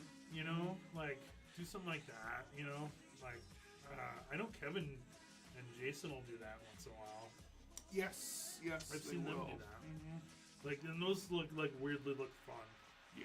You know, it's been a while since I've done a playthrough, like, Yeah. video, like, I've recorded 1 or 2 playthroughs like before with like my previous like kind of projects and stuff. Like they're fun to do. They're fun to edit and put yeah, together and yeah, stuff. as far as, like, my own music, I've never done my own music, but it's always been, like, other bands, but that was, like, 10 plus years ago that Yeah. I've done anything like that, so it'd be fun. I think it'd be fun. And it'd be content. Yes. Content creation. Content is And content. I'm Mr. Twitch streamer over Chat. here. Oh, Check it out. yeah. Check it out. He's using the Surrounded by Water branded. Oh, look at how easy that was. Ooh. Look at how Oh. fucking easy that was, dude. That's crazy. If you want your own, this is Surrounded by Water bottle opener. Check that out. And you can also pair it with the Surrounded by Water pint glass. Isn't that crazy? That's dumb. Isn't that fucking insane, dude? Wow, it's almost like reminds me of that fucking. I don't want any of that. Yeah, I was gonna say, I even reached for it too. It reminds me of that Wayne's World like scene. People just do things for like making money, and you know, This is really sad. it's just really sad. If there's anything you should know about Josh and I is fucking Wayne's World references are king. We love So if you want to be our friend, do your research, watch Wayne's World, and come back to us with a really good reference to Wayne's World. And if we say we fear change and you don't do the hand thing, we're gonna be really upset. We're gonna be really that upset. fucking hand thing. That's funny. We fear change.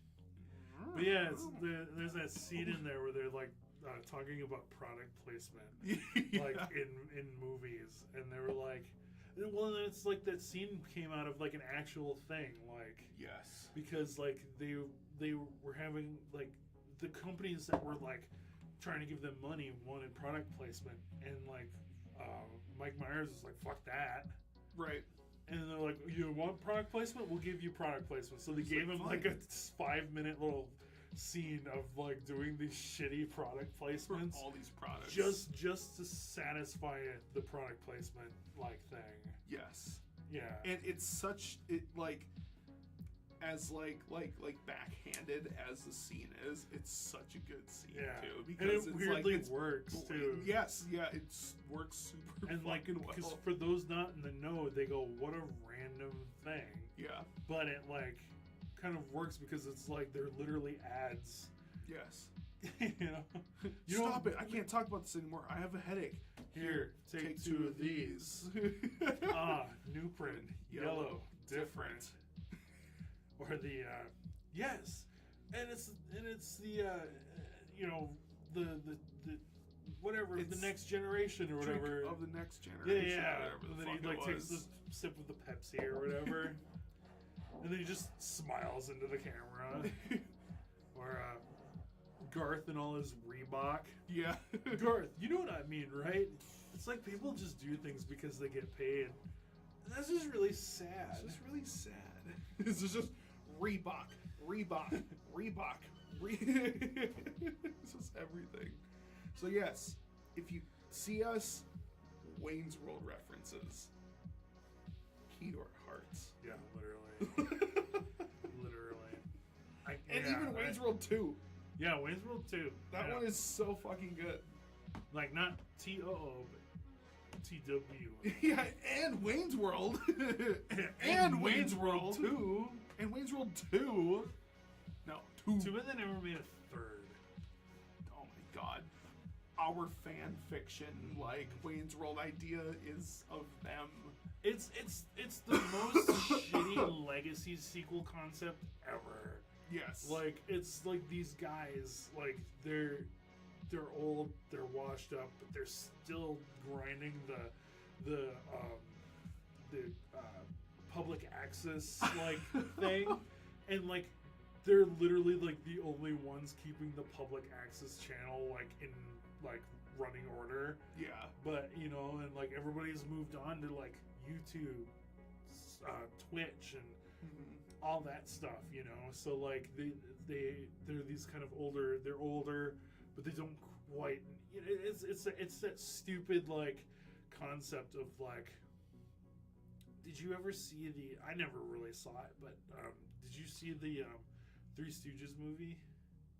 No, the like With like one- Will Sasso and all that. I never saw that. Oh, it would be literally that, but like it's taking the Three Stooges as they were in the 30s and throwing them into the modern age. Yeah, I never saw that, but yeah, that's literally like our, I don't know, like fanfic or fan edits, fan movie of Wayne's World 3. Yeah, and then it would be Because like I'm just adapting to modern, like this. yeah, This, adapting to literally yeah, doing this. streaming or yeah, like doing And they're like before doing stream, their podcast before or- stream figuring out how stream keys work and like what you have to do to get shit to but work. the thing is, like, it's sad because like you know they'd be able to figure it out because like Garth's a nerd. Yeah, Garth is he literally- hacked into the satellites Yeah. to beam their fucking live stream So like I don't know. to the back of Mr. Big's limo. I almost wonder if you have to have an element in there where like maybe it's just Wayne still trying to keep Wayne's World alive. Oh, and Garth is like done with it. He's Yeah, like, he's Garth he's has grown dude, up. He's like, hey, what are you doing, man? Live in Live the in the now. Yeah, like it's in their character. Yes. It's literally written It's in their character. literally. So like Garth would totally be this like this. He's still nerdy as shit, but like he's cut his hair. He's older. He's probably got kids. He's got now. kids, he's got a Weirdly family. enough, he's the one that has the kids. Yes. He's married to Dream Woman. You know, like Could you? Oh my god, that would be insane. Oh my god. Hey, if anybody at Paramount is listening to this, Paramount or like or Netflix. Lorne Michaels or Dana Carvey, Mike Myers, any Yeah. of these guys, hire us. yes, We got you. this is amazing. Idea. It'll be the most dated fucking movie you will ever be a part of, but it'll be great. It'll be so. Like I fucking said, good. it'll be just like because, like I said, the way technology works, the way YouTube works. By the time that movie comes out, all those references will be dated. yeah. And it will be so bad. But you have to do it in a way where you're self-aware enough where you know that that's going to be the end product. Like pop culture references. I don't think you could reference like a famous like actor or like a newly famous like musician. Like, or you- whatever. Like if you keep it vague enough, like oh yes, Wayne and Garth have to figure out streaming. Streaming's not going away. Right. It's becoming so I feel like widely you accessed. have to do it in a way where that person you are referencing is exceedingly popular. Yeah. It would be like, I hate to bring this stupid person up, but it would be like putting the Hawk Tuah girl in Wayne's World 3. Oh my god. And then like hoping that she was still relevant when the movie God. come out. That's what happens. Yeah. Because that's what happened in that Three Stooges movie. Like they threw themselves in the middle of what was that? The Jersey Shore like shit. And like fucking Mo like pokes like Snooki's eyes out and shit. And he's like, you know, he's like trying to be like a Jersey bro. Oh my god. And then like when the movie came out, like nobody gave a shit about Jersey Shore. Yeah, no, that was only a thing for like A while. couple I mean, it was years. a while, but like still. like by- sure, yeah, the show itself lasted quite a long time, but it was like its peak popularity a year. Yeah. You know. But by the time that movie came out, it was a very dated reference. Yes. You know, and so yeah, you have to be very smart about what you're referencing and all that. But I even had a thought where like Ed O'Neill could come back as the disgruntled manager of Stan Mikita's Donuts. I had it where Stan Mikita's Donuts got bought out by Starbucks or Dunkin' Donuts. Oh, like a chain. Yeah, yeah, And you yeah, know, like yeah. he already himself like thought about like murder and like all these really dark thoughts. Think of this poor man who is supposedly like now like either in therapy or had been to therapy, Yeah. but is now a shell of a man of who he once was because of the fact that like he's still working as a manager at a donut place at the ripe age of like 60 or 70. Yeah. And like but you can tell it's all facade Right. because he has to be that way or he's been reprogrammed to be that way, you know. And like there's still this inkling in him where like they know he's still unstable, you know. Like but I have this other theory where if we couldn't get Ed O'Neill to come back as the character, maybe there's a reference where like Ed O'Neill's character like finally did what the dark thoughts told him to do. Yeah. Oh my god. And then they'll drive by Stan Mikita's Donuts and it'll just be like a very random scene and it's just like boarded up. Boarded you know? up, or, like, yeah, like they don't even like mention like Stan Mikita's Donuts. They just It's just a they pass-by just thing. drive by and it's now a Dunkin'. Yeah, or yeah, it's like now Dunkin' or it's like I said, it's boarded up. Yeah.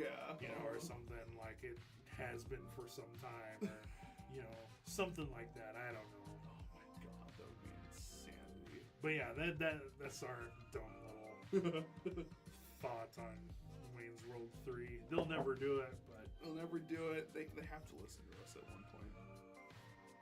If we create a, I mean, legacy sequels are hot right now. yeah, Beetlejuice, Ghostbusters, Star Wars.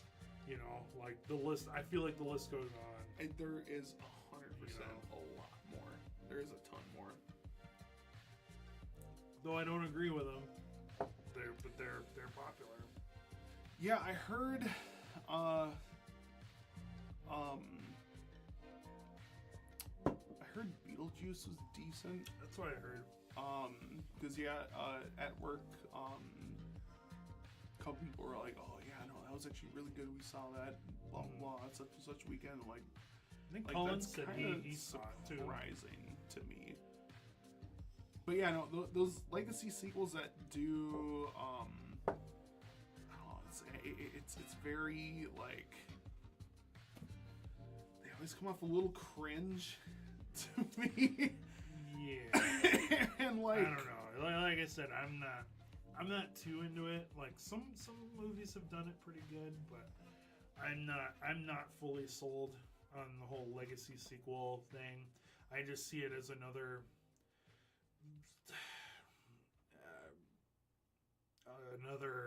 shitty cash grab by Hollywood. yeah, Like an easy way out for Hollywood, you know, to like either not pay writers to write good shit or yeah, or I don't know what it is, but it's just like it just seems like there's a lot of just stuff in Hollywood now that just like, I don't know, doesn't seem to. I don't know. Doesn't really seem to just tickle me as like, hey, that's an original thought, or that's an epic. That's the next Star Wars. That's the next Lord of the Rings. That's the next RoboCop. You know, or something like that. You know.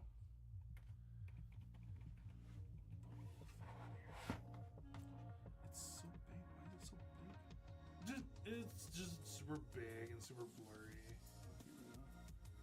Oh, you're putting Just a little text on in there. case anyone comes in. Just Just listens to us ranting about. ranting about nothing. Yeah. Like,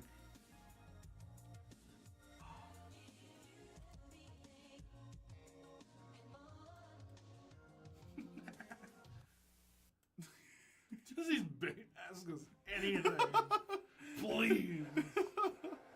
Give us talking like- points. We're like- really bad at Like just. streaming's fun, but yeah, no, we're like I mean, you gotta think of it in cause I stream, I stream games once in a while. and like that's like I don't want to say easy because like there's a lot of shit happening in the Sounds game. like a cop out. Sounds like a But no, like yeah, there's like shit happening in the game, Yeah. and like your attention can go, oh, that was crazy, and like oh, I have a story that matches. It reminds me of that. Yeah. Yeah, you can play off it pretty good.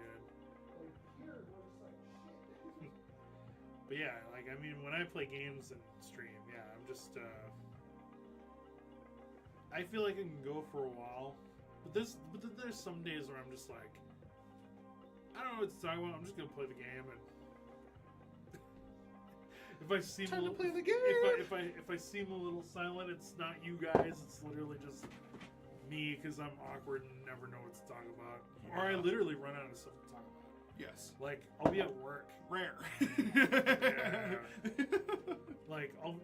Yeah. Like usually it's like if I'm comfortable with you or if I know you very well, yeah, I'll never shut up. Yeah, which is a good thing because I don't know what to say But 90% of the time. but like I'll be at work and like people like sometimes people come up to me and like I'll literally run out of shit to talk about because like you know I'm not saying I don't know them very well, but it's like I'm like you don't really want to listen to what I have to say, and I understand it. You're just here to kill time. You know, like I'm self-aware enough to know like we're all just here to try to kill We're all time. here killing time. That's it. So I'm just like, yeah. So people come up and they'll come up to me and just be like, expect me to say something, and I'll just be like, what's up? And they're just It's like, like, nothing. see what's up with you? So was you, and I'm like, well, nothing's changed since the last. Since 20 minutes ago. Yeah, since like 20 minutes ago, or the last hour, you last bugged me or came up to me or something. So, I don't know, but I've always been like that at work. I've always just been like, get my work done and do what I gotta do and just get out of there, you know? Yeah, that's me at work. I don't care for much of anything else when I'm at work. Yeah, but, I mean, outside of work or whatever, and like I said, if I'm comfortable with you, yeah, I can talk your ear off if I could. Yeah. I mean, or, as long as you let me. Yeah. If I get the sense that you're trailing off, I just go, all right. It's like, all right, I'm gonna wrap this up I'm here. gonna wrap this up, and I'm just gonna walk away.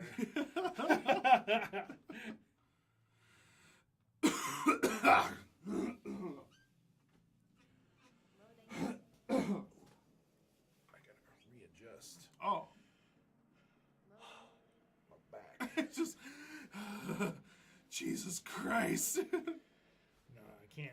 Oh no, yeah, you in a stool. All I can't night. sit in these drum thrones for long, otherwise my spine gets all fucked up. That's what it's like being a 30-year-old, by the way. Yeah. Your spine think- constantly feels like it's fucked up. You think you're invincible? Wait till you hit 30. Mhm. I'm 27. It's creeping in. It's starting. It's starting. It's creeping. It's creeping soon. But I don't know, record stuff. Yeah, like we mentioned before, that there's a lot to talk about it. A lot of weird stories. But yeah, I don't know. Like, I will say for the release show, I'm really looking forward to it because we've got, I don't know how to describe it. We've got some of the best like post music in Minneapolis that night, Yes. and each band were like there's one band that we're like kind of newly close-ish to, but everybody else, like, they've always been really nice to us over the years. Yeah, we played a bunch And of shows. We played many shows with them before, and like I feel like we gel pretty good, like in like the hangout sphere. Yes. The Vin guys, I think we've known those guys. Well, we've known them the longest out of the people that we're playing with. I think we've known those guys since like 2019, 2018. I want to say 18. Yeah, like we played we played our first show with them at the Depot many years ago, and like that was such a fun show. That was So many people showed up. Oh my god. And guess what? Nobody got paid for it. Nobody got paid. I'm willing to air this out here. Depot, the fuck was that? Yeah, because, we tried getting in contact with them. They're like, Yeah, they just kind of ghosted me a little bit. it was like, It was just kind of like, eh. I don't have money for you. The fuck? Yeah, and then the second time we played a show there, they people were showing up, and like it wasn't like a packed show, but there was enough people that showed up. Yeah. But like people, like I was overhearing people were saying they were getting in for free and all this shit, and we were like, wait, what? Like, what do you mean? They're like, yeah, there was nobody at the door. Just like I'm like, who did you pay then? And they're like, oh no, we didn't pay to get in. And I'm just like, bro, dude. So like the kid who was like hired to like sit at the door wasn't sitting at the door. Yes. They just fucked off. And I was just like, dude, It's like, what the hell? That's a little shitty. Yeah. Because nobody got paid that night because nobody There paid was the venue. there was very little money to be had that night. Yeah. And we took, because the Portrait guys played with us that day, and we took money out of our fucking merch sales that night and gave them gas money. Yeah. So Like, they y'all could drove down here. Yeah, so they could get back home. Least we could do. Yeah, is at least pay for your gas money. Like, because that whole situation was fucked up. Yeah. And the 2 shows that we played there was not a good experience in my opinion. No.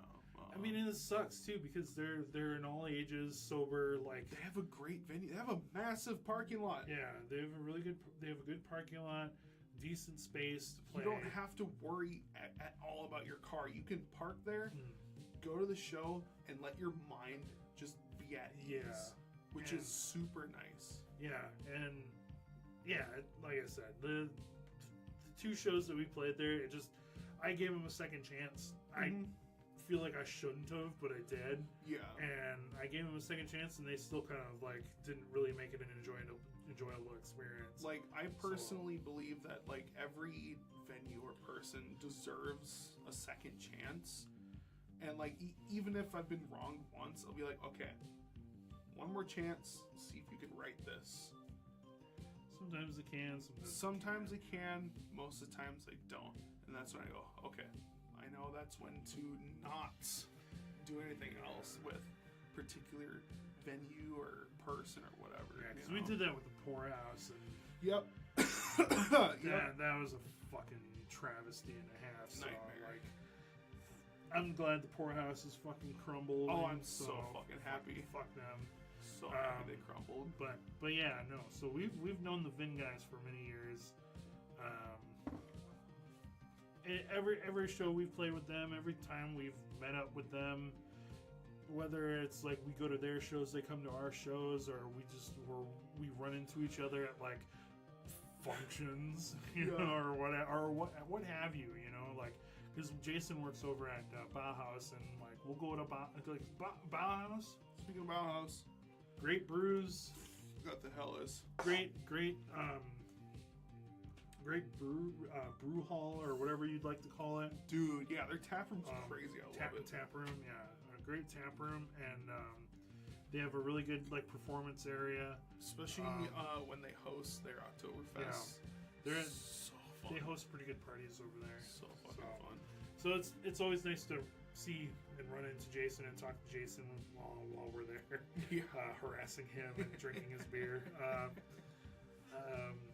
But yeah, no, like I said, it doesn't matter if we're at each other's shows or we just so happen to be at the same show or something. They've always been super nice to us, and us of them. Like we fucking love those guys too. Their newest record was fucking phenomenal. Good. Their release Their show, release show, crazy. their release show, like really inspired this release show. Yeah. Because when I went and saw that, I said this is how release shows should be. Yes. A well-oiled machine, fucking banger bands. It was so funny because throughout the night, like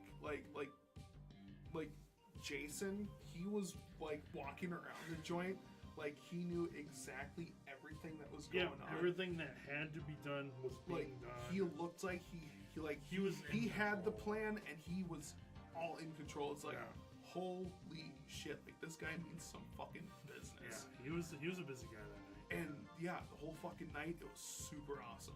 Super fun. Yeah, it was. All the bands they performed excellent sets.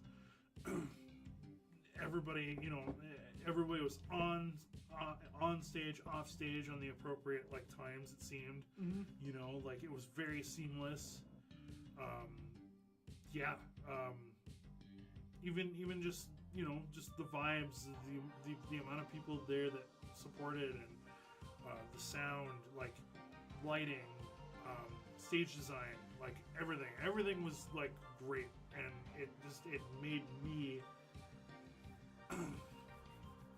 not really like in a competitive sense, but just like it made me want to do that too. Yes. Like it made me want to go, if we're doing an album release, it's gotta be it's gotta be seamless. It's gotta have a vision. It's gotta have an aesthetic of sorts, whether it's sound, visual, or whatever. Like we kind of looked at that and said, like, damn, you can do that? Yeah, literally. Like we It were went, we didn't shit. think we could just do that. Let's try it. Let's see what we can do. Yeah. You So know? so just right from the get go, that's kind of the antithesis of like how our brains decided that we were gonna plan this release show as. Yeah. Vin, excellent dudes. They inspire us a lot.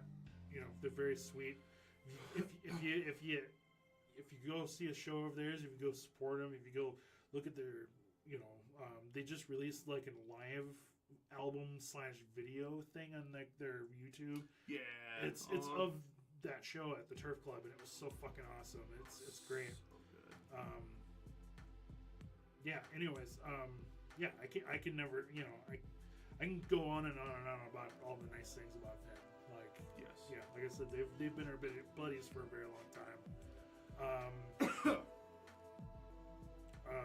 And then Long Winter, another instrumental post-rock band. We've actually been buddies with Sean, who started that band for many years prior to him starting the band. He used to be one of the songwriters and guitar players for Black Flag and the Nightmare Fighters, based out of Salt Lake City. Also another amazing fucking band. And those first two records, those are just like imprinted into my brain. Yeah. Yeah. Like those first two records are fucking amazing records. And it's funny, like their first record was probably released close to the same time when Surrounded by Water's first record was released. And weirdly enough, very similar vibes. And I'm not just saying in like a songwriting aspect, because they're very different albums in that respect, but in terms of their subject matter. Like Relics is very like kind of war themey. Yes. You know, Yep. had audio clips of like veterans talking about their experience in war or whatever, and their record was that. And like I remember listening to that record and went, "That's what Relic should have been." Like if we had been, like if I had been a better songwriter, that's what that should have been. Yeah. you know. I remember hearing that too, and I'm like, it's like the same like ours had like we had the idea of, you know, like, oh yes, kind of war themed stuff. You hear their stuff and it's like you can hear it. Yeah, in the fucking you music. It's you like, can hear the war in their yeah, music. we're like, what? Yeah, Like and, you can just do that? Like what? and like I said, like I mean, you know, ours. You know, not saying that the songs that we did on Relics were bad, but it's just like that's just kind of like the way we write music is like we just write the music and then we find the vibe that it fits. Yes.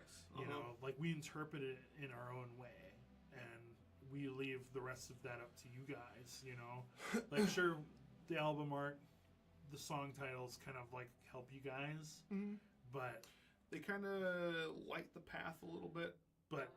we give you the flashlight and tell you to kick rocks and like go find that path yourself. You have to navigate that path. It's yeah, dimly you have lit. to. It's a moonlit path, but it's still really dark. Yeah, so we tell you to find your path. Yeah. And whatever, however you wind up is how you wind up. You know, and we kind of pride ourselves in. It's kind of the fun too, because we'll get people at shows, and they'll be like, "Hey, I heard this song, and like I felt like it sounded like this." And such, and then that's when the fun begins, because then that kind of spurs that conversation of like, This is fun. yeah, it's like, oh shit, that's awesome that Yeah. you felt that way. And that's amazing talking points too, like with like our crowd, because like we're so introverted that Incredibly, yeah. that like we never know what to talk about, and it sucks when, you know, people come up to you and like I don't know if, you know, maybe they don't have much to say, and it doesn't help that we don't have much to say either, and we're just like, okay, Yeah. you know. But if they come out with Yeah, they go, hey, great set. It's like, hey, thanks, man. all right, And then it's just like, it's All right, silent, but see you're ya. still, it's silent, but you're still like kind of one-on-one with them. It's like, all right, see ya. yeah, like that Yeah. was super cool. But yeah, Or like shit. having somebody come up with like yeah, like, oh, that song, like in the middle of your set, it made me it made me feel terrified or something, or it reminded me of dark times or something. And it's weird because like we'll be like, oh, you mean this song? Or like they'll tell us the song by name, Yeah. and we'll go really? Like we won't tell them like they're wrong, because that ruins the whole thing. Yes. You know. But like somebody came up to me once and said something about like how I can't remember what song it was in particular, but like let's say it was like baptism, you know. Oh, I felt like this or whatever, like a negative kind of like connotation for them. But they were like, it was beautiful at the same time, and I was like, oh, thank you. And I was just like, in the back of my head, I'm like, that is not at all like this is a very happy song Yeah. to me, you know, or even vice versa. I'll find a song that's very sad to me or very like angry to me, and somebody will be like, oh, I got a lot of enjoyment out of that. That reminded me of good times of hanging out with my friends and all that stuff. And I'm like, interesting. That reminded me of like somebody I knew dying or Yeah, that something. reminded me of death. What are you talking about? You know? Like some really dark subject or something like that. But no, yeah, Sean, me in particular, and a little bit of Josh, like we've known Sean for a little bit because of that band, Black Flag and the Nightmare Fighters. And then he moved back to Minnesota, and then shortly after moving back, he started forming Long Winter. And I didn't know about that until their bass player Bobby reached out to me, and he was like, "Hey, they're basically like, you're in a post-rock band. I want to be in a post-rock band, or I am in a post-rock band, or something like that." I can't, because I remember him posting on a community page, just kind of going, "Hey, we play post-rock music, but like just trying to find his way a little bit." Yeah. And I remember commenting in there, and I went, "You guys write post-rock music, huh?" And he's like, "Yeah." Like, I was like, "I would love to hear some when you guys bring it out." Because, like, for me, I'm like, our post scene is very small. Yes. Incredibly small.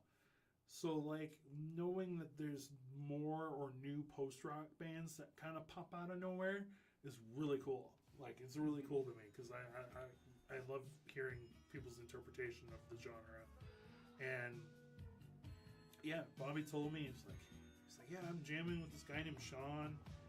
He used to live in Utah, but he recently moved back." And I went, "Wouldn't be Sean Murphy, would it?" Yeah. And he's like, "Yeah, he used to play with some band called the Black Flag and the Nightmare Fighters." I'm like, Just like "He's alive! He's alive! He's alive!" Because, like, yeah, he doesn't really, well, he uses Instagram nowadays, but Yeah. for a long time, he just kind of like, "I am no longer on social media." I love his social media name on Instagram.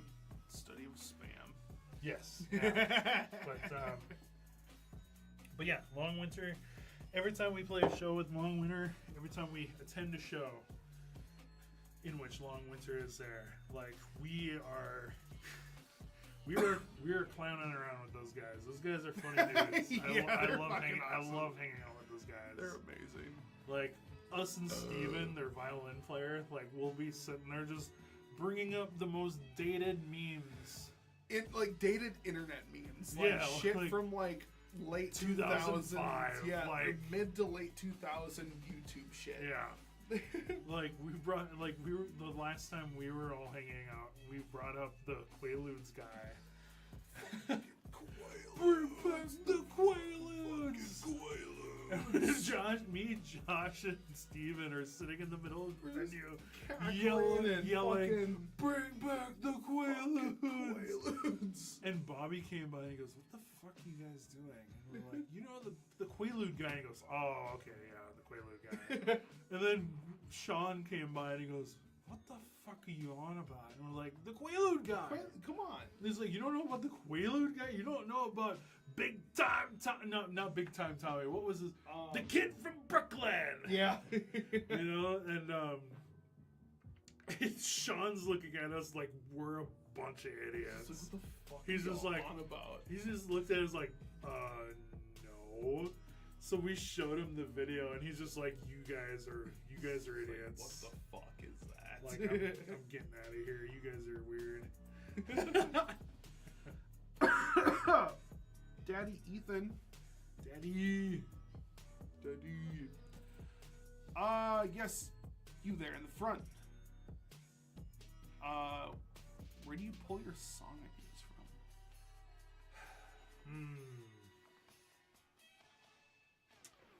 Well, that's kind of hard to. Right here. Yeah, right there. Right here. No, there. I mean, I don't know. It's interesting. Like, for me, anyways. Like, if I'm trying to come up with something, it's very rare. Do I have a melody in my head? Yeah. I'm very much in the realm of like plinking until something like resonates with me. Mm-hmm. Until I perk up and go, "Hey, wait a second, that sounds great." So I start with a great idea on that front, and then I build on it. Like, it'll resonate with me, and it'll remind me of something, like either a point in my life, or a feeling, a story, and I'll roll with it. Yeah. That's kind of how I do it. I don't necessarily go, "I'm feeling sad, I'm going to play something sad," I'm gonna write because sad today. because to me that places you in a box. Yes. And when you go, for me anyways, when you go in with the intent of writing something in a certain feeling or in a certain mood or a certain style, it doesn't sound good. like not for me anyway. I just Yeah. I sit there. I feel like it feels forced. It doesn't feels feel forced, genuine. It feels a little corny. Yeah. Cause yeah, like let's say like, oh, I'm feeling a little sad, feel a little broody today, you know. I'm gonna play something brooding, and then you just kind of and you like you try to write something like that, and it's like like you said, put yourself in a box, and whatever comes out from that, it's just like it's not very good. But when you're in that kind of songwriting mood, and you don't put yourself in that box and go, hey, I'm gonna write something today. yeah, let it flow. Let you just Let it flow. And if you get worked up into it, and you're able to say that this speaks to me,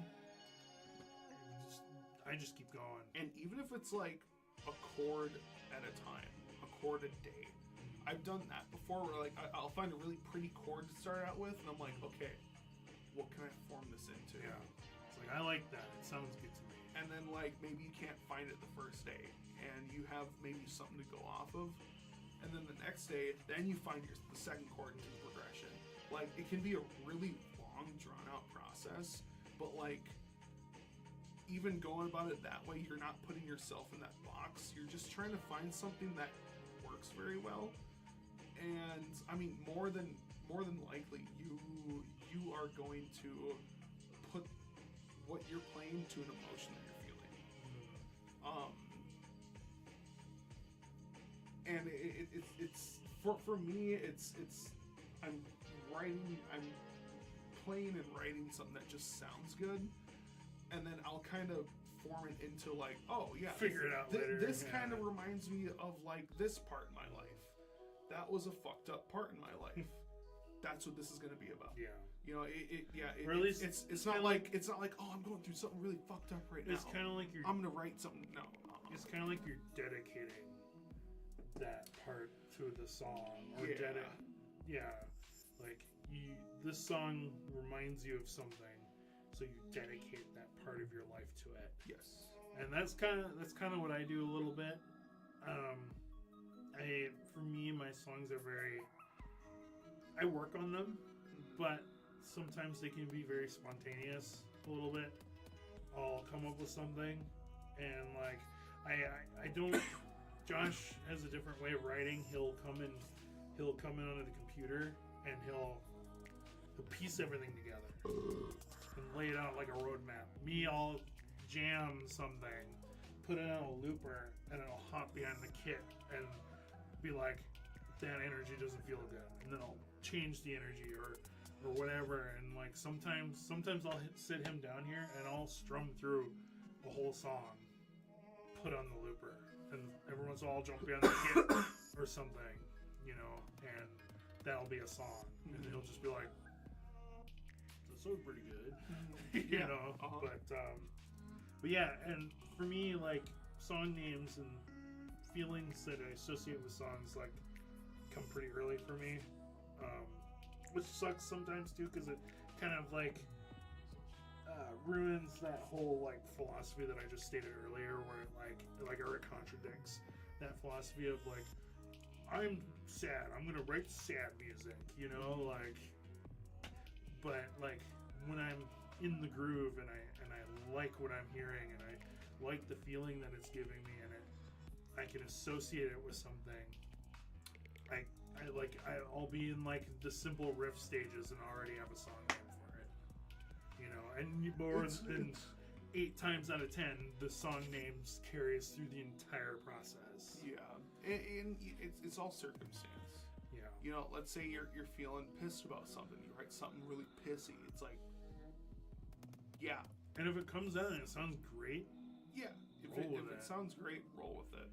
You know, but if it doesn't, you know, then it's just like, but yeah, never put yourself in that. Like, I don't put myself in that situation where it's like, I want to write something moody, so I'm gonna, you know, because I honestly don't think any musician writes like that.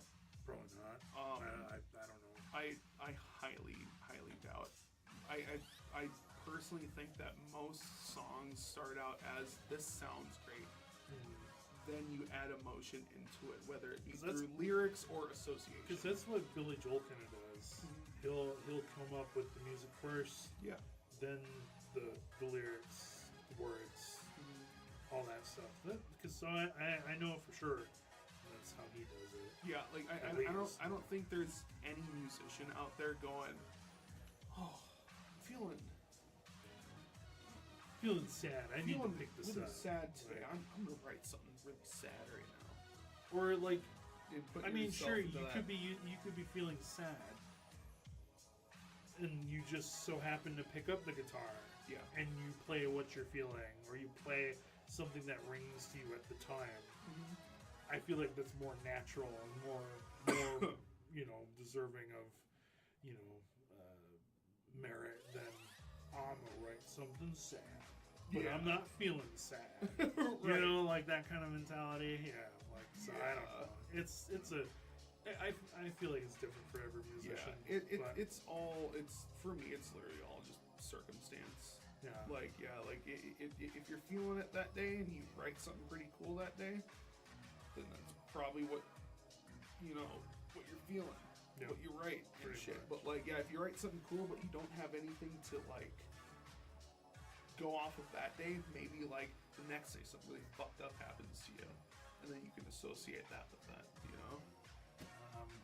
EE's second question was, You're trying to project. what are you trying to project on in your album?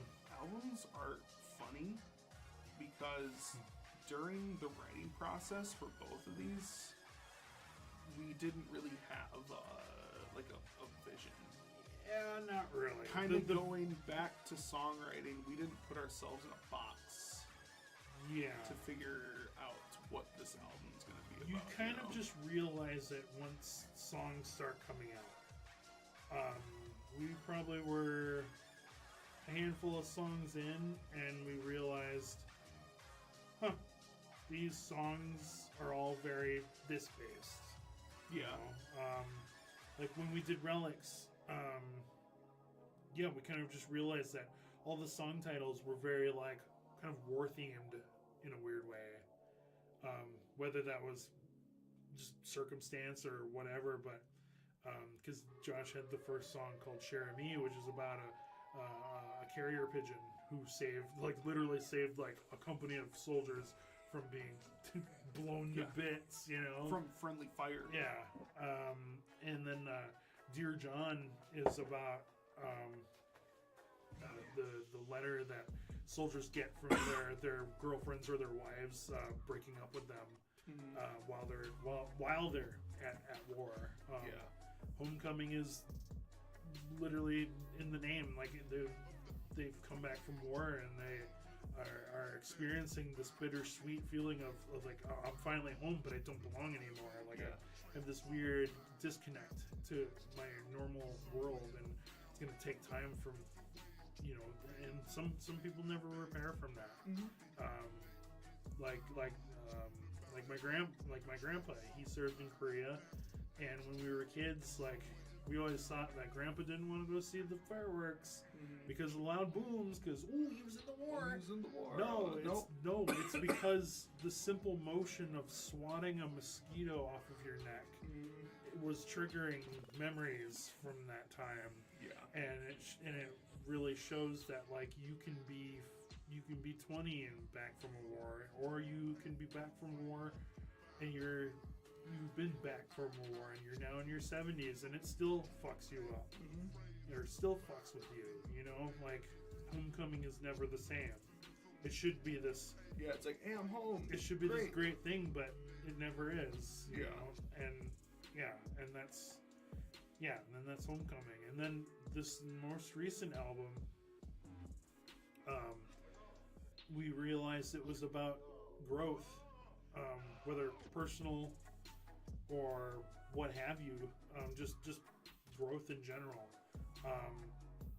But I feel like we do a weirdly good job at like masking it, especially with the album cover.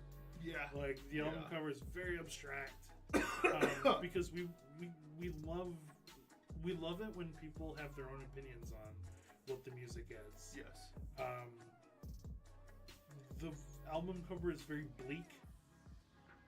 and abstract at the same time, and that's kind of how the record is. Yeah. The first half of the record is very bleak, but it becomes because when you stare at that image, to me anyways, when I stare at that image, I think bleak. I think like, but you start thinking about the image and what the image could be, and you know, and the image seems like it's looking up, which gives you kind of hope in a way, you know, like it. And the record, that's how the record flows. It's this story of bleakness that turns into like victory and beauty, Yeah. and like right at the end it's reflection, and like it's this weird growth and grieving process of the growth and death of like your character. Mhm. But that's all up to interpretation. So that's why the album cover is so abstract, is like it's meant to play on you know, I may hear the record one way, Josh may hear the record the other way, you guys might hear the record in a completely different realm, and the only thing to help you guys is the song titles, Yes. you know, and maybe the feel of the song, you know, helps you out a little bit. But I feel like it's not up to us. Like I feel like we shouldn't presume like what you guys should feel. You know, like that's why as- we very rarely share with anybody like what's like what it's these specifically are about. Like Yeah. now we're sharing like, you know, hey, this is what Relics, you know, Was, you know, or and like is. over the past few years what we've been And doing that is just record's like almost 10 years old. yeah, right, and like it's about time That's that fucked up. it's about time that we go, hey, that's what this is about, and like with this upcoming one, I'm not telling you shit about what it's about. I want to hear from what y'all are thinking. Yeah, like, I mean, it doesn't hurt to share, Yeah. but at the same time, it's like, I feel like if we share too much, it messes with your guys' experience of it. Yeah, you I know, don't want to like- cloud anyone's like interpretation. Yeah, Of- and that's the beauty of, and that's the other like thing with like our release show is like we're playing this record in its entirety, and like we want everybody to like experience it together, you know, and just like and know that like sure we may view this song in a different way, but we're all there together experiencing it as like one whole, like Yeah, one collective.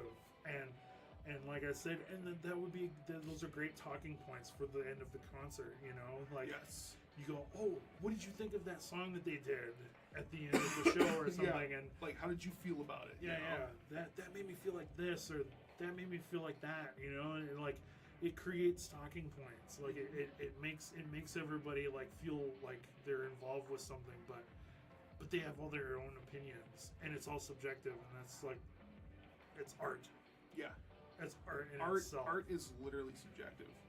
You go to a museum, look at a painting. That's not telling you shit about what this painting's about. You have to You have to figure that out interpret yourself. that. Yeah. And that's why the cover of the record is so abstract, because an image is worth 1,000 words, Yeah. and they're neither right nor they're wrong. Yeah. You know, that's just what you believe in. You know, And like you might get into a conversation with said artist of said painting, and they might tell you what the fuck it's about. and that's completely their right. You know, Yeah, uh-huh. and like you know, we're not saying that we'll never tell you what yeah, it's I'm about. never gonna tell you what it's But- about. But I don't know. Yeah. I just feel like for now, it's always more fun It's a lot more for fun. you guys to just experience it. Yeah, especially for now. Like maybe at the show we get into a conversation about, like, hey, Oh, I yeah. felt like this was about that. It's like, oh, if you want to know, Yeah, or I can tell you. somebody will ask us point blank. Yeah, Like it's not like I- I'm gonna withhold the information. Yeah, yeah. Right now I will, but But yeah, like I said, that's just kind of how we've always done it. But for the most part, in a very broad sense, personal growth yeah, is what this record's kind of about. And yeah, and like I said, you may not see it that way, and that's perfectly fine. hmm And you know, like we're never gonna tell you you're wrong. You know. You're wrong for thinking about this thing. If you could pick a couple more questions from E. We got some catching up to do because we'll get on a rant. We get on a tangent pretty easily. If you could pick any HBO history, HBO doc series to put music together for, what would it be? And when do the lyrics start? There is a song. Lyrics. Yeah, there is a song in the next record that have lyrics. So Just keep your ears peeled for that one. yeah, you'll have to listen to it. HBO history. Or history documentary. I don't know.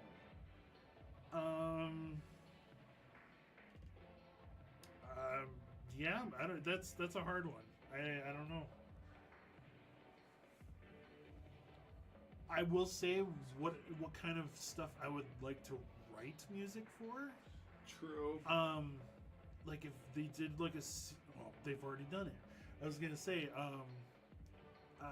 like Chernobyl would have been a fun one to have written music. Post-rock with Chernobyl. Oh my god. That would have been a cool one to do. That would be fucking But of course, sick. they already did it, and it's a They did fucking it. great soundtrack, and it's a fucking great film. So, Oh, that one's super good. so they've already done that.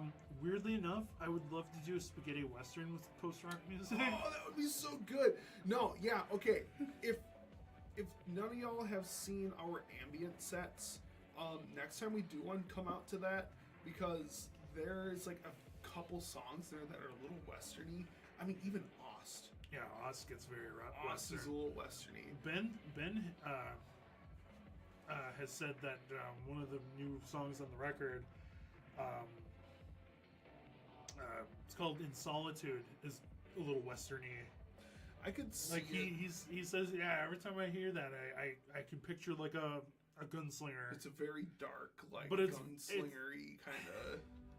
Yeah, and that's the other thing. Like I wrote it in this very brooding sense. The song title kind of gives it away for you, but you know, and that's the other thing. Like even within the band, we've got different interpretations of what these songs mean to us. Mhm. You know, like he's picturing like a bad cowboy or something. And, Yeah. and I'm picturing like you're dying. You're dying. You're dead and dying. or something, you know. Like, Yeah. so that's what I picture, and then like Colin and Josh have other different interpretations of that song, you know. So it's like it even goes to show you within the band different interpretations, and like none of them are ever wrong, you know. So, but yeah, I'd love to write it on a spaghetti western for some reason.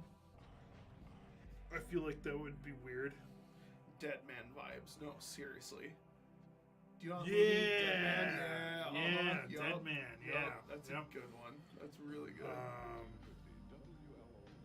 It's another. I'm trying to Red Dead 2 had some kind of post-rocky songs. It was like post-rock Very, mixed very- mixed with like spaghetti western-ish Yeah, kind of stuff. like you had the twangy, stingy guitars, Yep. but you had these like galloping like drums, but bassed in like fuzz and these like Yeah. these scary sounding like drones and stuff. Like Like whoever the fuck did that, genius. Yeah, there were those- Absolute fucking there's some genius. songs on that are really good, like that. So I wouldn't mind doing that. Grab another beer and pee.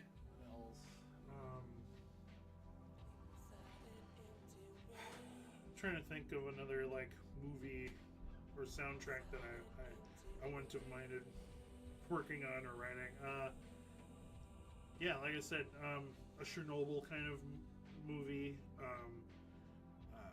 spaghetti westerns, maybe sci-fi, but I don't know. It would depend on the movie, I guess, or the subject matter.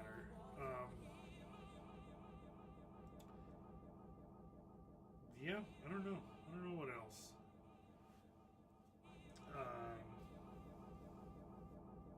Trying to think of what post-rock. I don't know. video game soundtrack would be fucking awesome. Because 65 Days of Static did No Man's Sky, and Hammock did Far Cry 5, and one of the ex-members of This Will Destroy You helped write the multiplayer soundtrack for Halo Infinite, and those are very post-rocky, very post-rocky.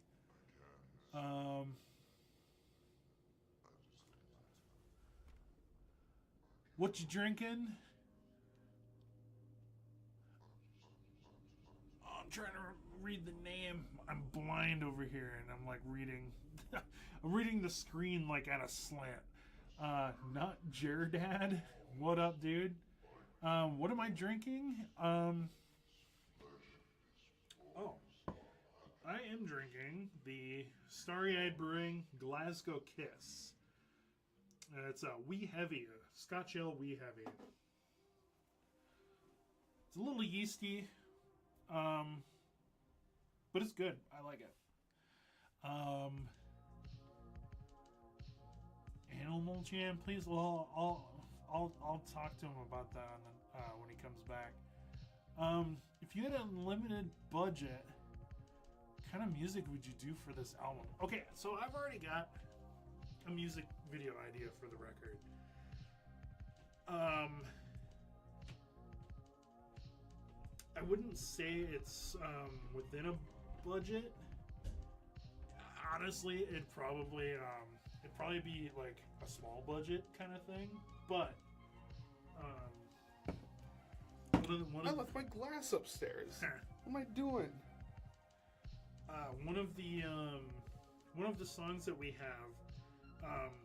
Every time I hear it, I have visions of things in stop motion, like the growth and death of a flower, or the melting and freezing of ice, daylight becoming night, canyons, like lookout points and stuff like that. I would fucking love to do a music video where it incorporates all those images of stop motion. Like I said, the death and decay of plant life, melting and freezing of water, and night and day, and then like have it like intertwined with like us playing the song, or us like experiencing these effects like out in the woods or something like that. Like one of the questions was Alex wanted to know, on a unlimited budget, what kind of music video would you want to do for the record? Oh, fuck. I mean, mine is very like, I feel like you could spend a lot of money doing it if we did it like ourselves and didn't use stock footage for the stop motion stuff. Yeah. I feel like that could rack up the budget, but yeah, like that's the only music video I ever had in mind for this record. What did I do? There is we have to travel to the most dangerous city in America. Oh my god. Gary, Indiana. There is a caved-in cathedral there. Oh god, it wasn't Jim Jones's No. first place, was it? Is it Gary, Indiana? I think it's Gary, Indiana. There's this like massive cathedral. The roof's all caved in. There are people and companies that go there to shoot like videos and shit. I would love to shoot a music video there. Oh, like this big, like decrepit, Decrepit. cathedral. If I can find this. Oh, so it's like a big stone cathedral. Yeah, it's Okay. fucking. Yeah, because well, he was from Jim Jones is from Lynn, Indiana. But yeah, he started out in Gary. If I'm thinking of the right place. It's like an abandoned. It's abandoned. Oh man, what's the name of this place? It's not. Maybe just type in abandoned cathedral. Might get a better search out of it. Or in Gary or whatever. Is it the place with the missing roof? I've seen pictures of that. Yeah. This one?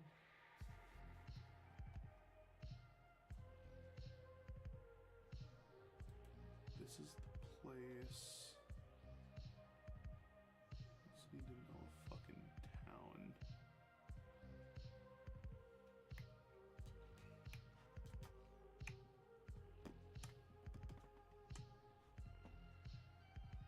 I don't want to load. Oh, Streamlabs. Whatever this place is, I know it's somewhere in northern Indiana kind of territory, kind of near-ish Chicago. But yeah, it's no, seriously, yeah. It is in Gary, Indiana. Deserted Places, Abandoned Ruins of Gary, Indiana. There is this cathedral. Shoot a music video there. That's what I want to do. Fun. Yeah. And like I know there's probably like city code that you have to get through and like Probably. all that other shit and like flying us down there or whatever, driving us down there with all of our I equipment. mean, I feel like we could do it. It's not an abandoned cathedral, but there's the Sacred Heart. Sacred Heart, yeah. Up in Duluth, they host music events there all the time. I feel like we could talk them into doing a special filmed thing, or even just do it us by ourselves. Don't even fucking invite anybody. Yeah. So it kind of seems abandoned. Yeah. You know? Yep. You know, just record a session of songs there. We'll shoot it all on film too. We'll hire someone to do 16 millimeter. 'Cause that would be interesting. But Just to even up the budget even more. But yeah, I mean, yeah, like I said, I've thought about doing Sacred Heart, doing something at Sacred Heart, but I fucking wouldn't know. Like, I don't even know if like any of the songs on our record would, on this new record, would like fit that aesthetic for me. Or maybe I don't Probably know. 1 more hour. Maybe, For me. yeah, like 1 more hour for sure. But yeah, no, that's something I'd like to plan for. Because Sacred Heart. my working title for that song was Godly Thing. Deadman Labs, awesome. Kurt said something about Animal Jam. I don't Animal know, Jam. I don't know if that means anything to you, but Yeah, he showed me. I told you I would field that question to you. He showed me a Fuck. What week was that? It's not the last week we were hanging out, but like the week before. I think he showed me something about Let me re-look this up. He goes, play it. He's trying to get our stream He's taken trying to down. get us copy striked. Fucking. We know what you're about, I man. know what you're doing. We know what you're doing. Yeah, it's these fucking. Oh, I'll play it like. It's kind of like a little like math rocky. Oh, okay.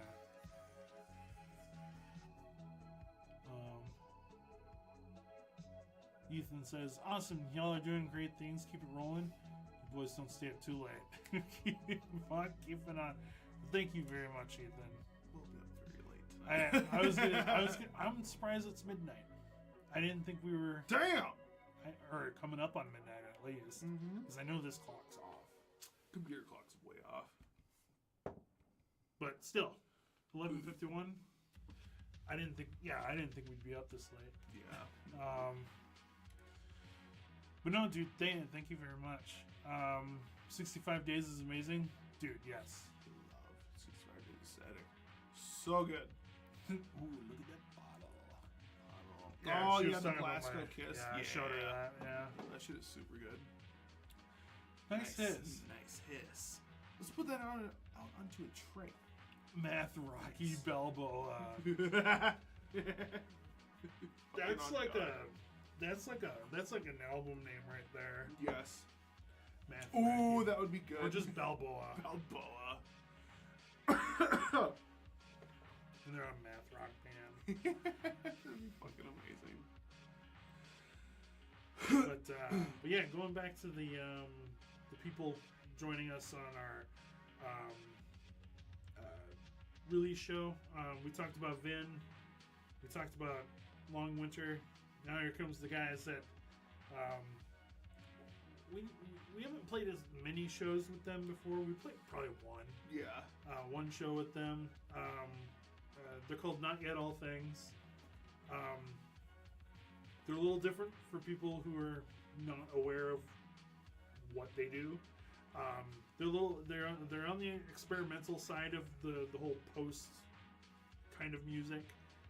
Very experimental.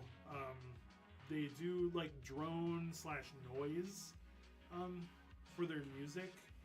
It's very kind of vibey, cinematic kind of sound, mixed with what do you call it? Interpretive dance, and it's very. I like it. I like it a lot. It's super cool. It's fucking awesome. It's nothing. It's not like anything else that anybody's doing right now. Especially in our scene. I literally don't think there's really anybody else doing like kind of ambient noise kind of stuff. And I love that kind of stuff. Like I don't go see it that often. Yeah. I as often as I should. But I do seek out music like that. I fucking love ambient drone noise, kind of like just this weird artsy kind of like soundy bullshit, you know, like I love it. I fucking love it. And yeah, we played a show with them like a year or two ago at Eagles, and they blew me away. Yeah. I fucking loved every minute of that. And it's and like Nels, super great guy. Nora, she's super sweet. She's really talented. She's the dancer. She's really talented.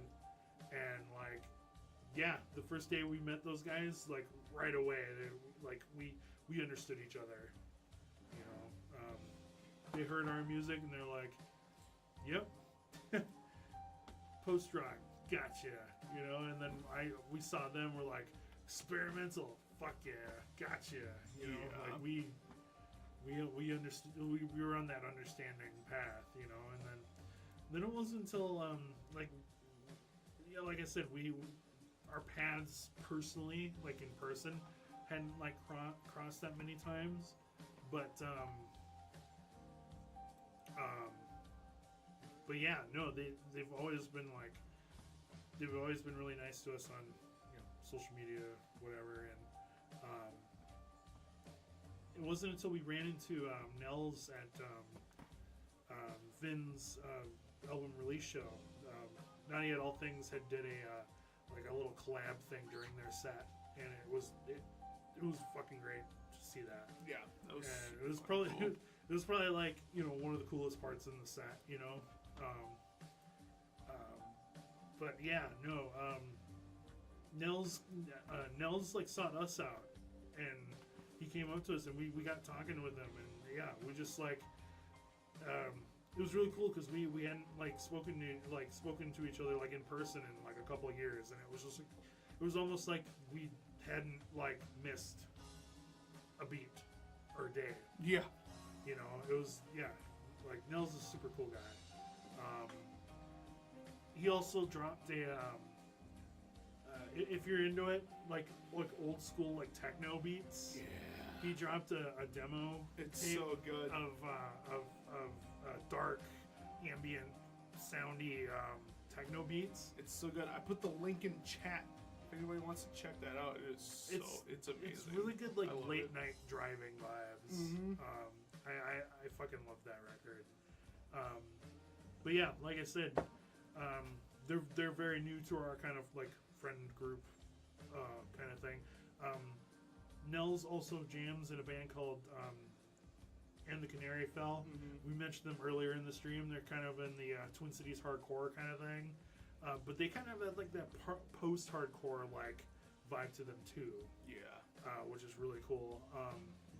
Josh, on the other hand, has a little bit of history with that band. Their singer, Patty. Patrick Hentages, him and Patty used to be in a band in high school together. Yeah. So that kind of like, you know, we have that like, whatchamado. It was nice. It's always nice seeing like especially when like And the Canary Fell like first started like putting stuff out there. Well, I remember Patrick. He messaged me like it was like a year before like one of their first releases. He's like, hey, check this out. This is like a new band. And I'm like, dude, that is fucking amazing. I fucking love this. And yeah, it was super nice hearing like because like ever since like high school stopped and like that band kind of fizzled out, you know, we didn't really hear from each other after that, but like it was super awesome and super nice like seeing and hearing that he was like still working on his vocal like he stuff. didn't give up. He didn't give up, and like yeah, you could hear just like years worth of progression and dedication in his screams, and like even in his clean vocals too. Like he does cleans and stuff in there, and it's like damn, like it's really it's fucking good. He's gotten really good. It is super fucking awesome. Yeah, it was super awesome seeing that, you know, kind of like that transition happen. It's like damn, like the shit that can happen. But yeah, Nels, he's the bass player in that band. And but yeah, Now Yet All Things, they're like the perfect. I call it the what would you call the ritual to get things going? I guess Yeah. to really get the night started. So they'll be opening up the show, and I'm really excited. They're kind of like the smudge stick, the white sage, before you know, or you know, they're the cleanser, the cleanser of the night, I guess you can call them. Mm-hmm. And then Long Winter, they're gonna do their brand of instrumental post rock, which is lush. Like never once do I ever see them kick on a distortion pedal and just start. I know, start wailing. Just start wailing. They're so lush. They're so beautiful. Like I fucking love these guys. And they're like they have this weird innate ability to like they get loud, but they're pushing their sound through like clean sounds. Yeah, and just like it's just it's hard to describe. You have to be there to like fully understand like what the hell they're doing. It is so good. Yeah, they're very dynamic in that sense, and I totally like. That's another band that inspires me in many ways. Where after every time we see them, Robert and I look at each other and go, "We have to practice. We have to practice. Yeah, we gotta practice getting better at songwriting or our sound or our And then every time I tell those guys, I'm like, "You guys sound fucking great," and they're just like, "Really? We haven't practiced in like 5 months." It's like I would not have been able to tell because you guys just sound fucking naturally good. So I'm like, so good. And then Vin, they're amazing. Like I can't say enough of good things about those guys. They bring the heavy, like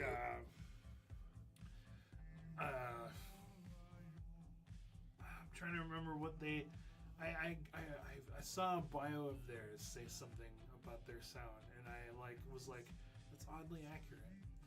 But I'm trying to remember what the word was that they used, and I went, yeah, that's pretty accurate. That's real. Yeah, but they I can't remember. I don't know. But anyways, they do like they have beauty, they have brooding, and they have heavy and like annihilation. Basically, like there's many layers to their music, and like especially like from their latest album, it's all of that and everything in between. It is crazy good. My butt. It's that fucking stool. What you looking at my gut for? He said butt, not good. No. But yeah, no, that's the so, and then there'll be us, and like I said, we're doing we're doing the whole record in its entirety. And Over an hour long, so strap in. yeah, it's a Strap it's, up it's and lock it's in. It's a journey, It'll be fun though. but yeah, and then we'll have house music provided by Dismantless. Steve Seal. I spoke with Steve about him performing, which understandably he declined. He wasn't. Excuse me. He basically he just wasn't feeling it. Yeah. Yeah. Oh yeah. Which Understandable. I don't want to force you to do something you're not feeling at the time, and I totally understood. I told him I totally get you. I'm not going to put you in a situation where you don't feel comfortable playing these songs or whatever it may be. So I talked to him and I said, well, I'm thinking of doing a custom playlist for the night. I don't know whether it's going to be just at the beginning of the show, at the end of the show, but I had this vision in my head where you walk into the venue, you pay for your ticket or you get your ticket punched or whatever, and you walk in and you're instantly met with ambience. Mm-hmm. You're not met with "She's my cherry pie."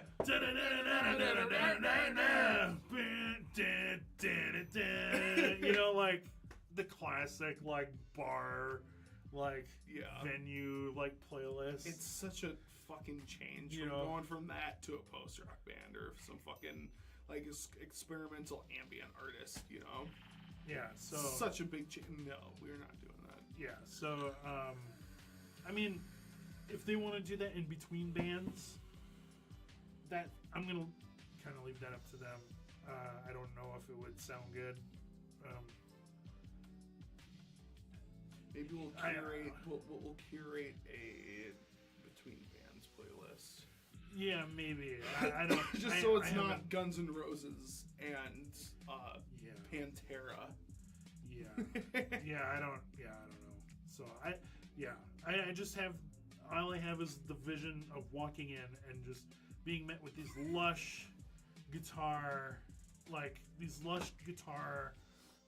ambient reverby like things, and Steve does it so good, Yeah. and I love how Steve does it, and like I've been a big admirer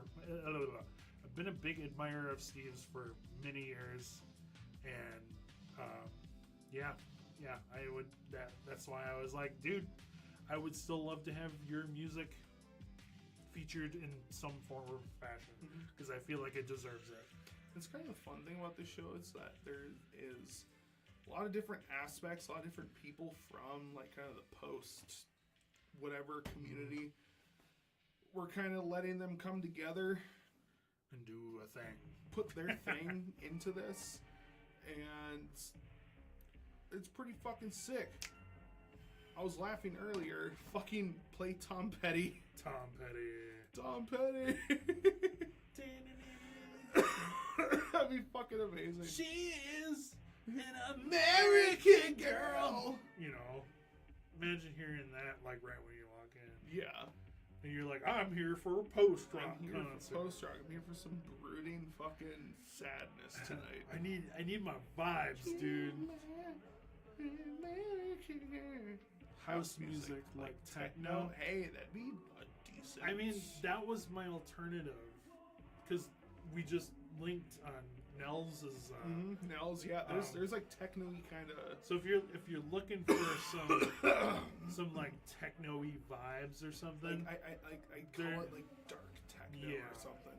like yeah, go click on the Spotify link we just linked a little bit ago, and that'll take you to Nell's techno beats that he was doing, and like that was kind of my alternative. Like if Steve was able to do it, I probably would have asked Nell's for drones. Yeah. Yeah, like that was my plan B, and then since Steve didn't feel comfortable performing these songs live because he felt like he he was like, I felt like I couldn't do him justice, and I was like, that is perfectly okay. Yep. Like, I'm not Totally fine. like I mentioned before, I'm not gonna force you to do something you don't feel comfortable doing. You know, At so gunpoint, you're gonna yeah. fucking do that. And but yeah, and then it just so turned out that I was like, well, what do you think about providing the music for the house? You know, like whether he wants to tell me what songs he wants on there, or but he kind of just gave me free reign. He says, whatever ones you like, That's awesome. just put them on there and tell them to play it. And Yeah. all right, cool. And even like Kevin was saying from Vin, It's like nobody's doing that. nobody really has done that or does that. Yeah. You know, it's usually just all like up to the venue to like provide, you know, Yeah, something. something to play in the background. Yeah, it's very rare, or if not ever, where a band or whoever's formulated the event goes like, hey, I want this specific person's like music to be played throughout the house, which is super fucking cool, super awesome. Yeah, so that's the idea of the run through of that show. Like I said, it's a very big one for us. Yeah. If you see the ticket links, please use them. Yeah, there's it- pre-sales. Yeah, it helps the venue know like what they're kind of what they're in for, I guess. Yeah. You know, like it helps them go, okay, maybe this show is gonna be a hit or whatever, Yeah, you know. So it gives them a good idea of what is about to happen for that night.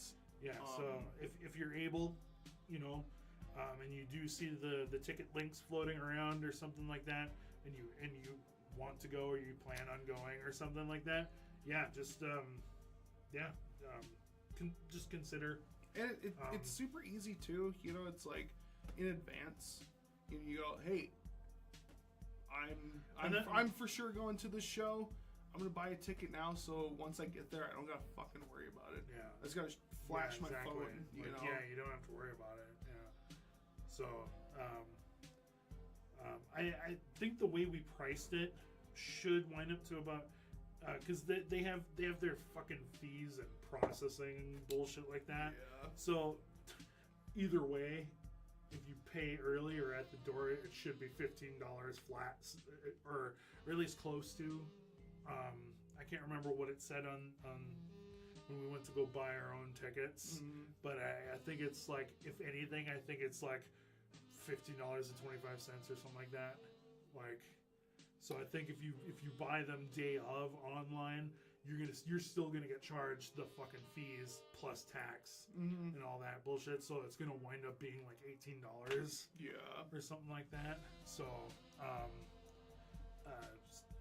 I don't know if that still applies if you buy them at the venue, at the door. Right. Yeah. That I don't know. They'll probably still charge you tax. That wasn't So- explained to us. I'm pretty sure there's tax involved. Yeah, so Pretty you'll fucking probably sure. still be charged tax, so it's probably So going it's to from be 17 or $16, something. $17.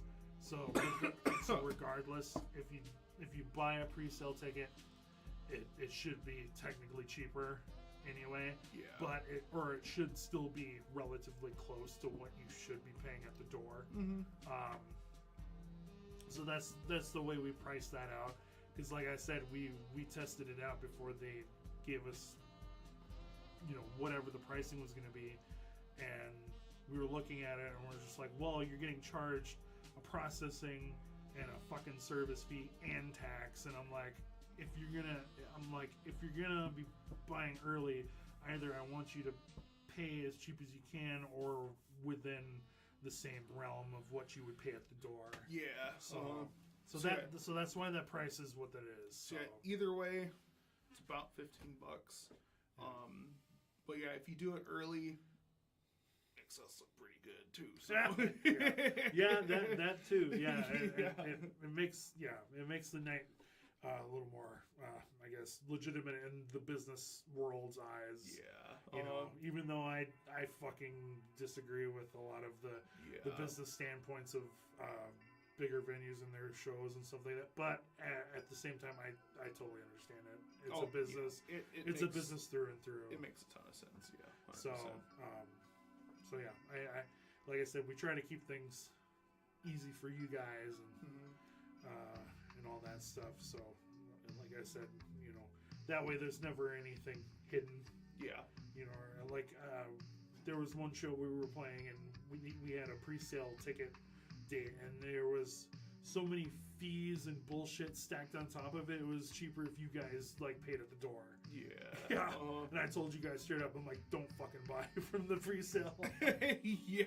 I was like, do not buy them from the pre-sale. I'm like, just pay at the door. You will save yourself money. Yeah. Because yeah. Yeah. If we ever encounter shows like that, we'll let you know. Yeah, we try to We'll let you know. Yeah, we try to let you know. This show, essentially, whatever day you decide, should be $15 about.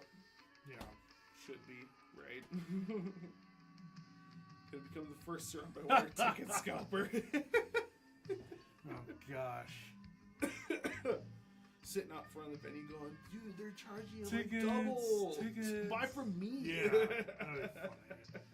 That'd be fucking funny. Fucking hilarious.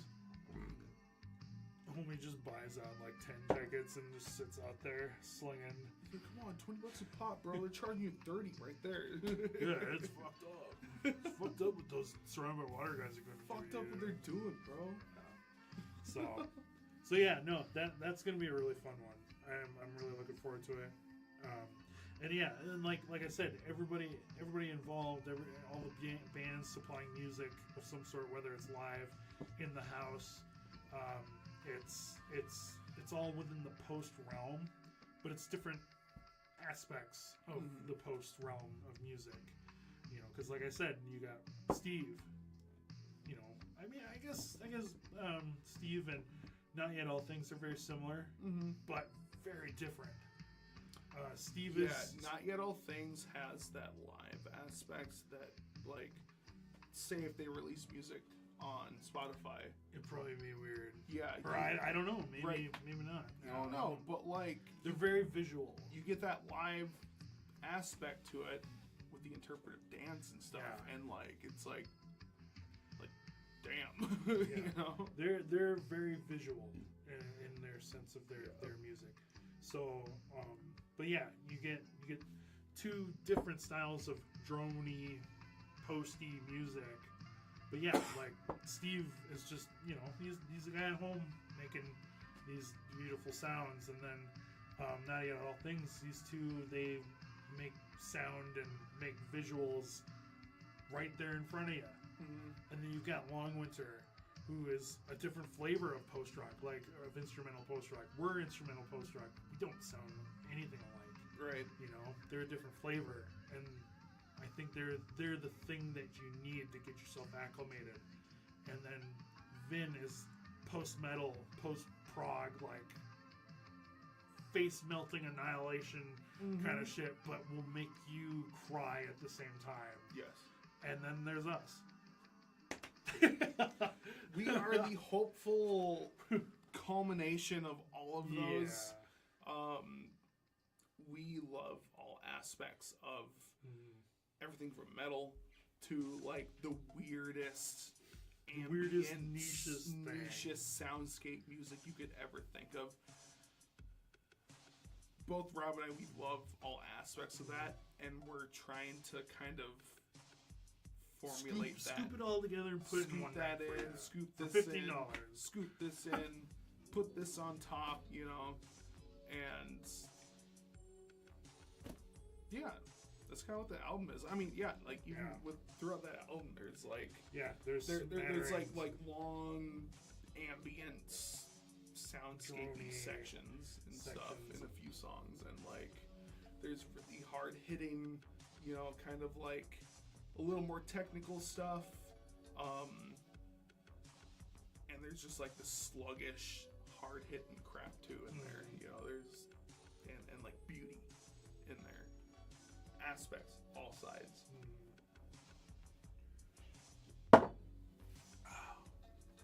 It's gonna be good. It's gonna be good.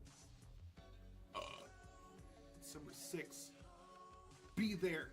Well, the show's not on December 6th. No. Can't confuse everybody. Be there on Bandcamp. Yes, December 6th. be there on Bandcamp. Your ears must be there at Bandcamp or Spotify on December 6th. Or anywhere else you want to fucking listen to music. Fucking Deezer. Probably. We'll be on Deezer. Might be on Deezer. Apple Music, iTunes, Pandora. Fucking. Does anybody listen to Pandora anymore? Fucking iHeartRadio, if they're a thing. Yeah, unfortunately. Yeah, I don't know. Like I said, anywhere you like to listen to music. That's probably where Amazon Music. Tidal, Pandora, IDAGIO. That's random. Never even heard of that. We might even be on Rhapsody. Or I don't know. Fucking Rhapsody. Napster. Napster. We're on Napster. We'll be on I almost said Live Leak. Backpage? No.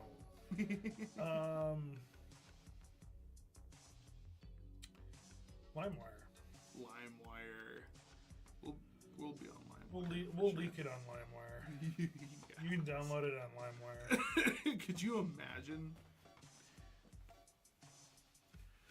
Download our crappy Just- album on LimeWire. December 6th, outside your window. Got it. Yeah, literally. Alex is just at the house, pounding on windows. Hey! You are mine. You are mine! You are mine! We're like holding the CDs back. We're like, no. We're trying to sleep. Like, what the fuck? We're like, no, the CD's out. Not us. Not us. This isn't OnlyFans. What the fuck? It could be. It could be. Surrounded by Water OnlyFans? I'm down. Fucking surrounded by feet pics. Surrounded by feet. God. That would be horrible. That's okay. You don't want to see my feet. My feet are fucked up. No, nobody wants to see boy feet. After years of standing on my fucking feet. Boy feet are the worst. Marching band. It all started with marching band. Try to download some Surrounded by Water. My fellow Americans, I'll say once again, I did not have sexual relations with that woman. Damn. Trying to download some. I hope you don't get that. I really hope you don't get that. My fellow Americans. Listen. that speech might actually be on that record. You never know. You never know. Could you imagine that's how the fucking record opens up? My fellow Americans. Oh, on LimeWire? Okay, I got you. Yeah. No, that'd be like a Wish. They'd be Dude, they'd the like, Wish. they'd be like surrounded by water on Wish. The Wish surrounded by water. It's just like super ambient. It's just like, my fellow Americans. The fucking Temu surrounded by water. I did not have sexual relations with that woman. Could you imagine? That'd be crazy. Or fucking like George fucking W. Yeah. We gotta find the recruitments. Fool me once, and I'm gonna get you again. You know? Like I was a character. Look here, look, listen, and then damn. During his fucking Style sound. Oh, that would be so fucking good. Look here, Look, listen. He's holding that's his the, microphone that's like the as a drop. taco. That's like the drop. You know, you get it's all going. Look here, look, listen. And it's like it's gearing up for this drop, and you hear fuck, boom. That'd be pretty good. Baptism by explosion. Dude, if baptism, or is that a song by Explosions? No, I don't think What? They might. There's a I'm not chance. very like well versed in their discography. We've been compared to Explosions in the Sky once or twice, which is kind of sick. But though, if y'all ever get the chance to see them live, fucking see Explosions in the Sky live. Life-changing show. Like, sure, I probably say that about all post-rock bands that come through here, but seriously, like, life-changing, especially with their, like, visual effects on stage. Sure, it was just lighting and them. Yeah. That's all they had was lighting them, and, like, fog and stuff on stage, but, like, whatever the fuck they did with that, oh my god, it was so fucking good. Yeah, surprisingly, they don't have a song called Baptism. Oh, thank God. Their one of their lighting color choices was like this forest green. And it looked so fucking good. And like that's a color that you wouldn't have thought of. Yeah. When like trying to formulate stage lighting. Is a forest green, kind of olive drab kind of green. It's like, what the fuck? Like, why would you do that? Do it. Fucking do it. It looks so good. Another LimeWire reference of having the wrong band name. Oh! Yeah. Yeah, that'd be interesting. Sounds so crisp, though, listening to it. It does sound really crisp. It does sound really fucking good. I can't credit. That's all thanks to Adam Tucker. I was gonna say I can't credit us for that. That's Adam Tucker, Signature Tone Studios, Signature Tone Recording. I think it's his actual business name. But if there's any bands out there watching this, and you need your shit mixed, hit up Adam. He's super good. Like more than good, to be honest. He's amazing. Yeah, some great mixing. Yeah, he Yes. does fantastic work. Yeah. Weirdly enough, he worked on a Circo record. That's right. Yeah. Yes, Robert has had I think he- essentially experience with him in the I past, think but like, I think he technically only did the mastering of it, but still.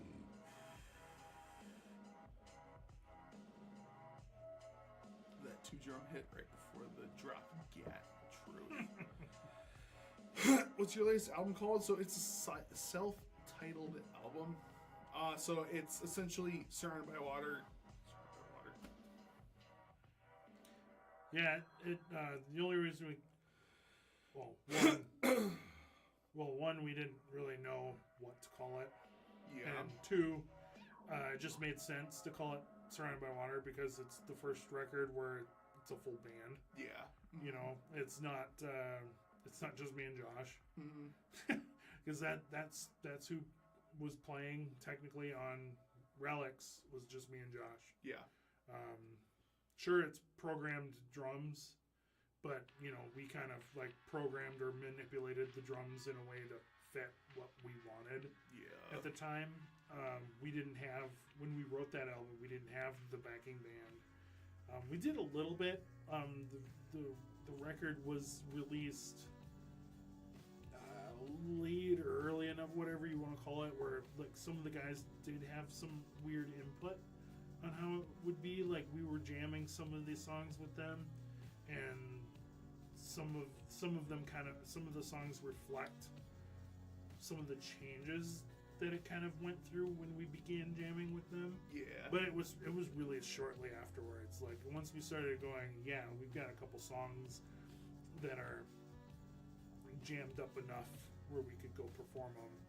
We dropped the record just to have some kind of hey, we're a thing. Yeah. You know? Something out there to gain some sort of kind of quick fan base, you know, to Or at even least try to bring people out, or and, even like, just- or be even- like, hey, we got something, and we're gonna play a show soon. yeah, or even just for venues, you know. Sometimes venues will ask you, well, what do you sound like? Yeah, it's like, Well, we can this. just link them to a record, Mhm. or at least a demo record in what our sense really was. and just go, this is pretty much what we sound like. Yeah. This is what we're going for, you know? Like, that's kind of what Relics was when it was released. It really wasn't, I mean, sure, it was a record. We recorded it. Yeah. We worked on it. We wrote it, you know, but it wasn't, it really didn't have the pomp and circumstance that this record is kind of receiving. Because, like, we didn't really hype it up. We did a little bit, like we kind of There was a little bit of. we kind of were just like, hey, here's a song we were working on and we released it as a single. Yeah. But like, you know, we only had so many people listening to us or following us, you know, like 5 people, and most of those were our parents. You know, so Yeah. like, so it wasn't like when we released Baptism the other day, where it was just. We released it on Friday, and all of a sudden, it's just like everybody is just like hopping on this thing, you know. Yes. And like, I wouldn't say it was overwhelming, but it was overwhelming at the same time. It was Yeah. just kind of like, holy shit! Like we didn't realize, like, you know, like people are gonna be that stoked on us releasing new music. Even like, especially like kind of a semi-impromptu like post. Like we were planning on like releasing something in October and like telling people about stuff, but like Zora kind of spilled the beans on Monday. Yeah, I mean, about yeah. the release show, so we kind of had to like put something together and like release something. Yeah. And like even from that, like it's just it's insane. The amount of people, especially the amount of people who have like already listened to it. It's only been like technically live for a day. Yeah. And like they're like our Bandcamp is telling us there's a bunch of listens onto it. It's like that's fucking crazy. Yeah, so it's been doing pretty well. Like, yeah, as far as like I said, the other record. I mean, the only other record we kind of like helped generate hype for and released, you know, kind of proper fashion was the live record Split Personalities with Fixed Glitch. I mean, COVID was well into doing its fucking thing, so shows were not a thing, so we never got to do a live release or a record release show. So we did kind of like what we're doing now. We like sat in the living room and just fielded questions, and we listened to the record. Like we'd play one side of the record, and then we would talk about it. Yeah. And field questions, and then we would save the questions that were queuing up of people what they were talking about, and then like we would listen to the other side of it, and then do the same thing. Relics never really received that treatment either. Kind of. Our first show that we ever played, we played that record in its entirety, and we really haven't done that since. I mean, except for a special Christmas stream that we did, just kind of like, it's Christmas, fuck it, like, Yeah, we gotta do something. yeah, Might as well. yeah, we felt like doing something, and we kind of did it. We did that record in its entirety, and it was fun to do that because we played a few songs on that we haven't done in many years, you know. And but yeah, then that's what's, you know, we're carrying on that kind of tradition for this record. On January 11th, we're gonna play the whole record in its entirety, bells and whistles and all, you know. Yeah, we're trying to incorporate every aspect on the record that you hear. We're gonna attempt to do that live as best as we can. Yeah, and the sad part is, since the record is over an hour long, like we probably won't ever do that again. It's very sad. I would love to play an hour set every time I play. I would love to fucking do that, But that's just not how it works. that can't happen. That it literally just can't happen. Yeah, like that's just not how it works. Yeah. I mean, you can only do it when it's a special thing, and to you know, we 100% think in advance the people like who help put the show on and who help come out to the show to let us overindulge a little bit, you know.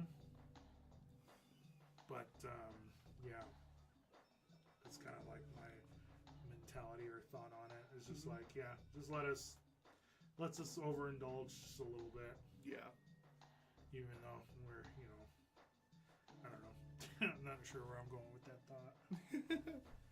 Yeah, no, I mean, we put a shit ton of work into this, you and I. I mean, we just, you deserve a chance to play it all Yeah. in front of people. You know, that's completely fucking valid. Mr. Ben Thompson, do you think Surrounded by Water has changed the music scene or inspired the scene as a whole in the Minneapolis area? That is a crazy tough fucking question. I have gotten DMs from people like asking me to be a part of their like project because they really liked what I did in Surrounded by Water. And like I've gotten like for sure one of those, and even seeing that I'm just like, damn, like that's Yeah.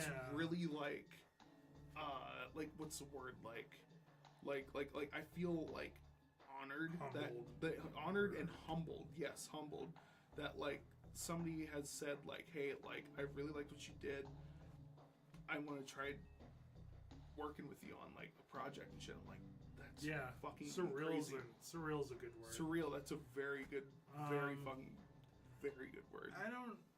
For me, I don't ever. I don't know. I don't even. I rarely ever think about that stuff.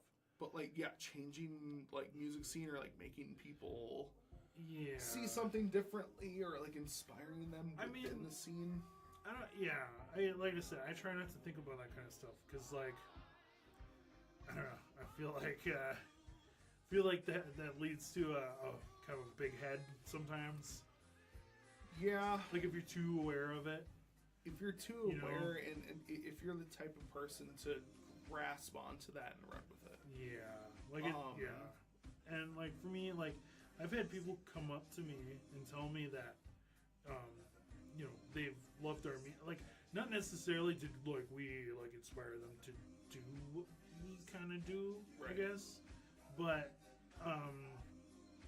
I've had bands that are in post-rock bands in the local area, and they'll tell us that like we love and appreciate what you guys do. You know, not necessarily did we like have anything to do with what they do. It's just that they were aware of us to know that they appreciate what we do in the scene with them. You know, and that's kind of what this like some of the Switching Fields guys had told me. You know, some of those guys had said that they've been aware of us, but they said for a little bit there, like we thought they thought that maybe we were the only ones, Right. and I was like, oh no, It's like, no. There's a lot more out there. And I sat there and slid them every Yes, name this that person, that I person, that one, know. that one. And I went, you go check these guys out because they deserve every bit of recognition too for being in this scene as well. You know, the post music scene. You know, because the Minneapolis and Minnesota like music scene in general is just so fucking huge It's massive. that like yeah, it's hard to say.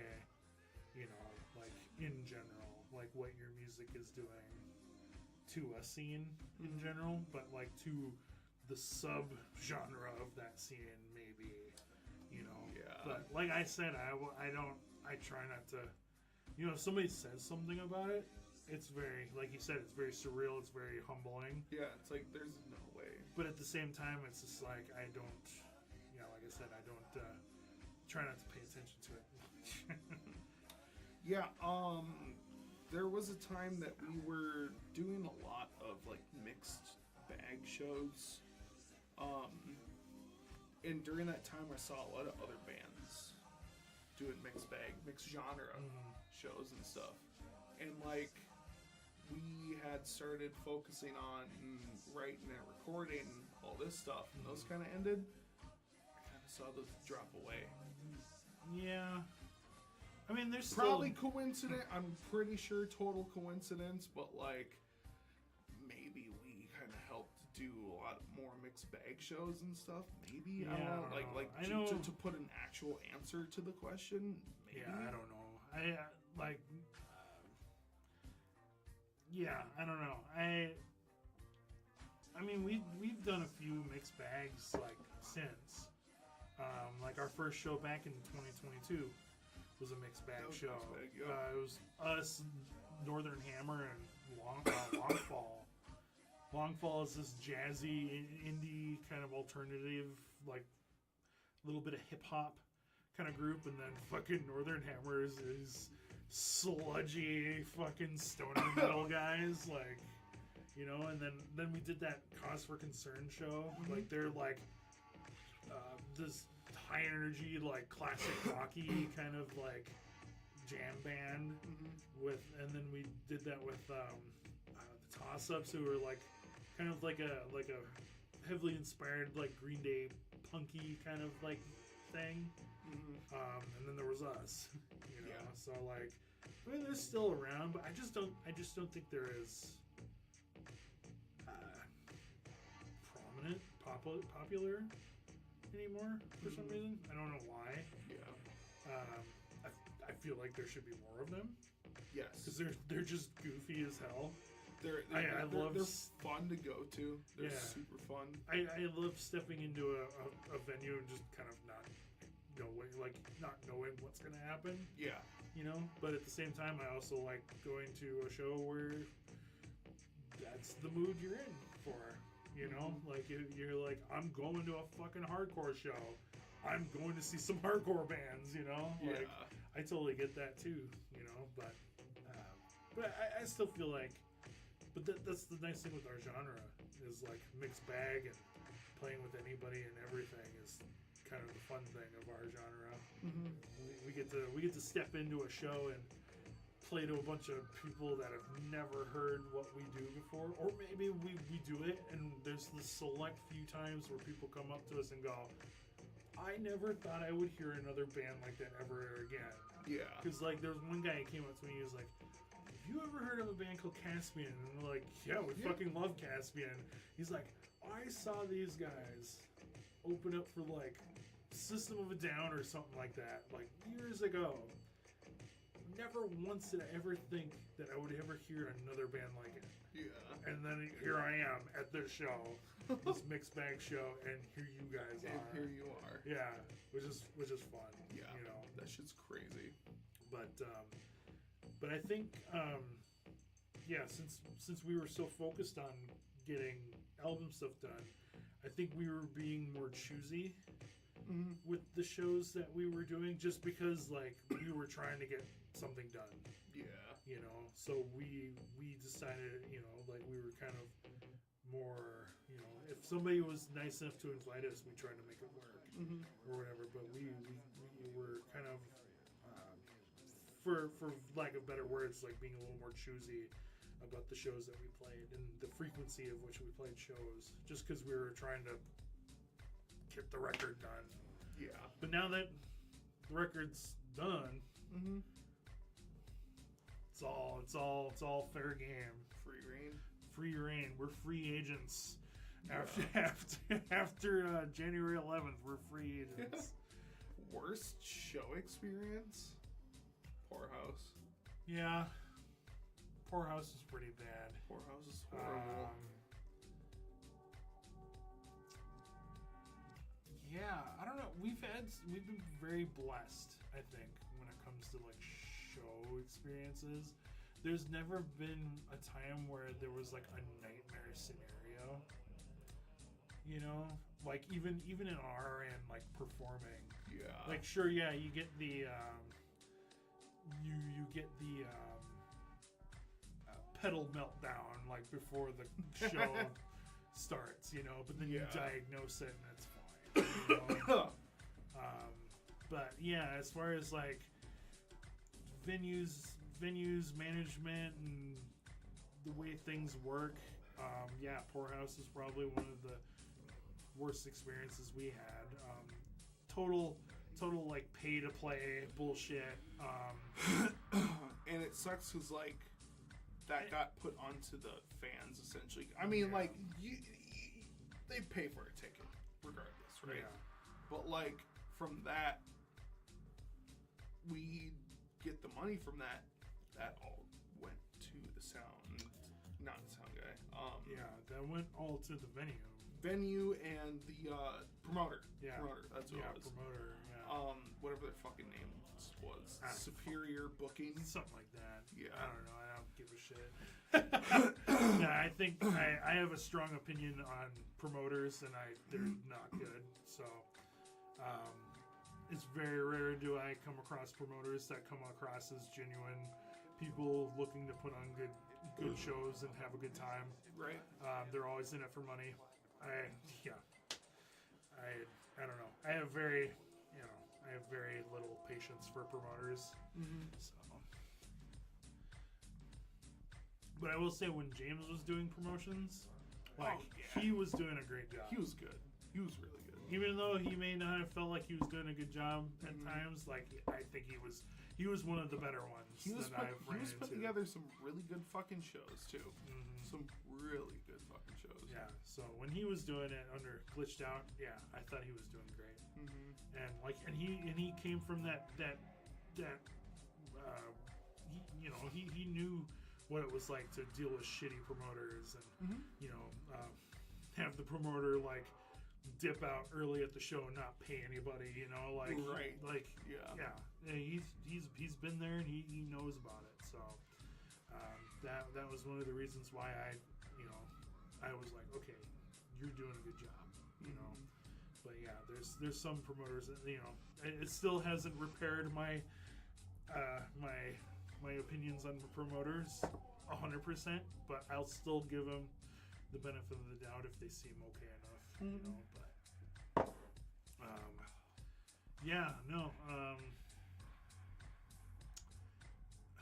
But it wasn't a nightmare experience. I won't say the venue and I won't say the guy's name. But we played a show once where the guy was like popping oxys like all night and it was a sound guy. Like that was funny. Dude, that It was just weird. So funny. First time fucking sound guy popping oxys all fucking night. And we went, okay. Right? Oh my god, that was so fucking hilarious. And he was just like, well, it also sucked too because like bro had back issues, right? yeah. And there was supposed to be another sound guy there helping him. The guy never He showed up. didn't show up. Dude was calling him all fucking night. Like, Call him where are you? all Blah, night. blah, blah. You're supposed to be here helping me. I'm supposed to be running door. Blah, blah, blah, blah, blah. And dude never showed up, so he had to run sound.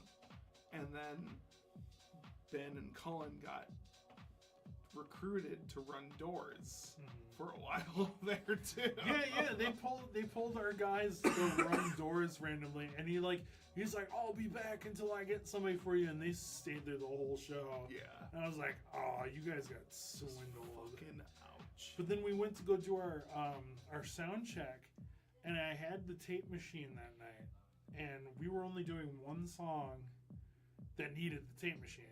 But the nice thing is like, if this stuff goes down, like it doesn't like stop our show. Yeah. Like, which is great because we'll just play the fucking song without it. It doesn't need it. Like it doesn't need it.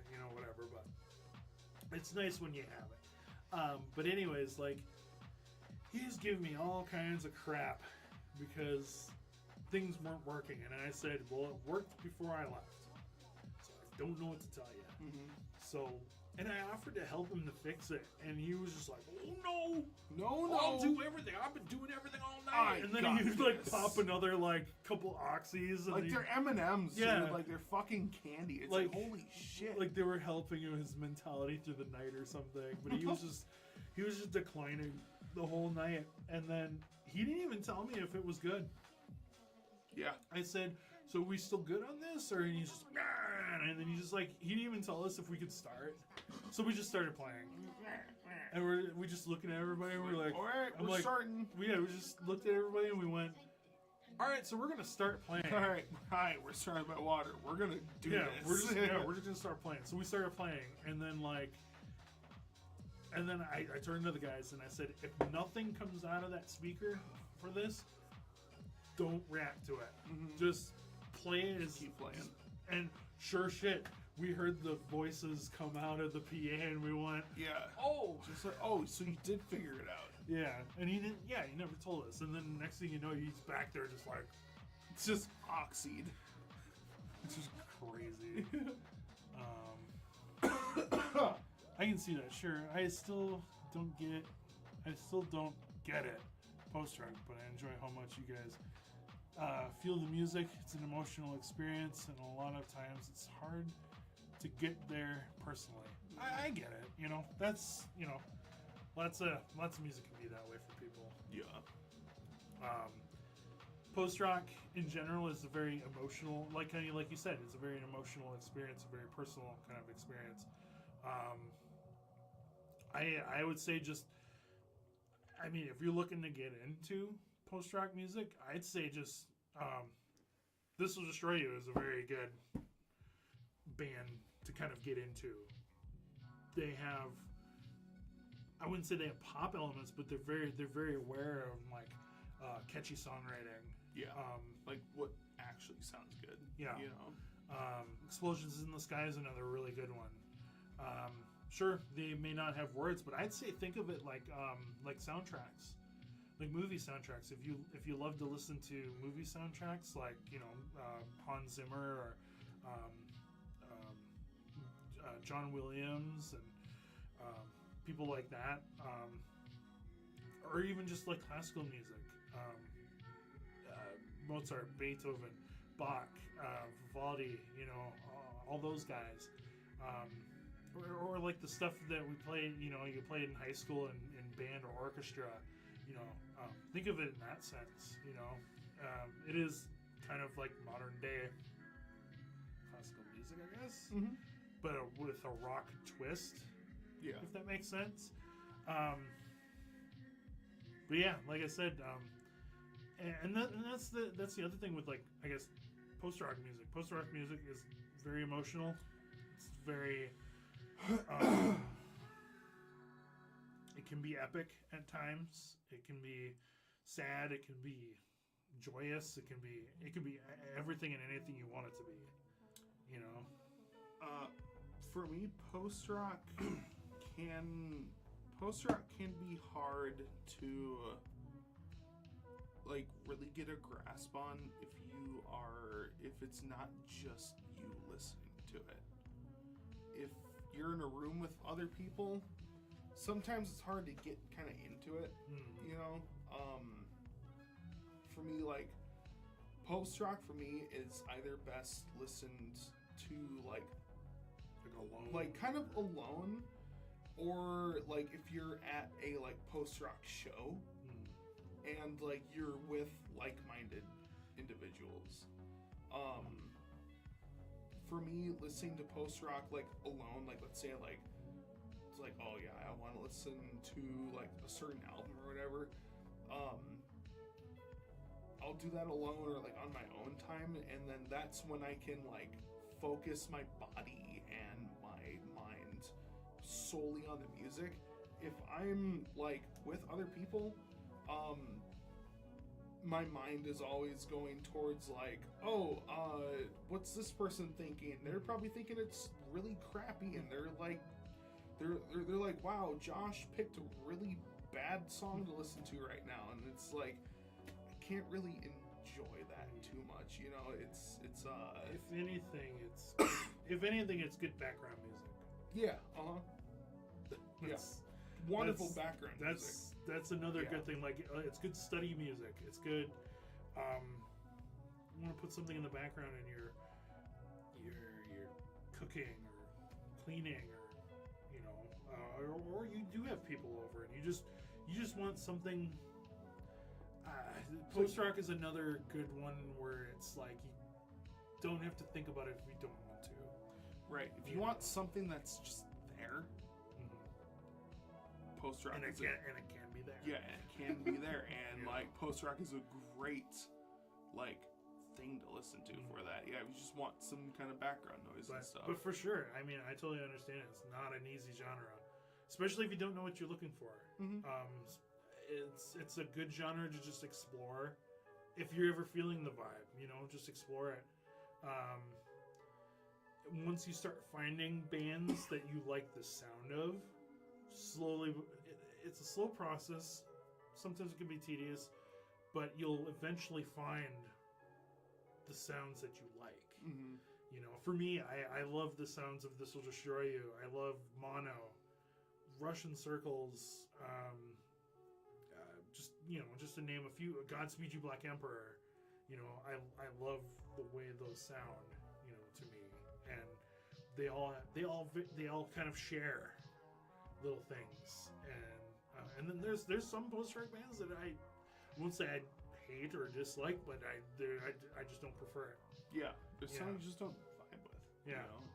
And that's totally fine. perfectly fine. That's perfectly normal. So, like post rock. It's kind of like staring at like a piece of art that you really like and you really enjoy. yeah, and then there's some and- paintings where you just don't get it. Yeah, some paintings Yeah. you look at and go, "What the fuck are they trying to Yeah. do there? Like that's so stupid." Exactly. And yeah, there's some paintings that you kind of look at and you kind of go, it's like there's something to this, and you kind of keep staring deeply into this painting, and you keep staring into it, trying to figure out like why you are drawn into this type of thing, and you keep trying to chase that kind of draw. That's what post rock is to me. Can I share a song with you too, Jorge? That last name sounds really familiar. Favorite song on the new record? Y'all have heard this live before. Probably Mirage. It's probably one of my favorites off of it. It's super fucking good.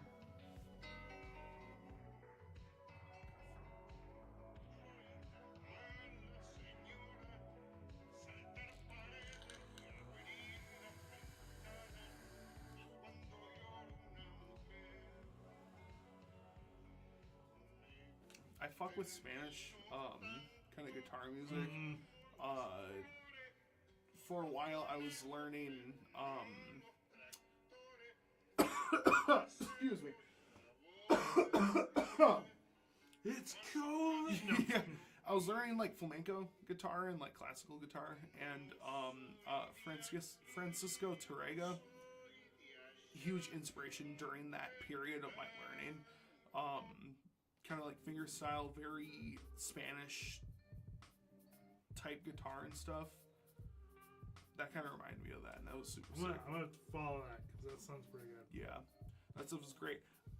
Don't understand the lyrics, but it's kind of the same thing with Rammstein. You don't understand the Well- lyrics. It sounds great, but you read into them and you like actually look at Right. like translations and shit. I mean, that's same thing with post rock. Same thing with like post-rock. like instrumental music in general. Like Yeah. it doesn't need lyrics, or you don't have to understand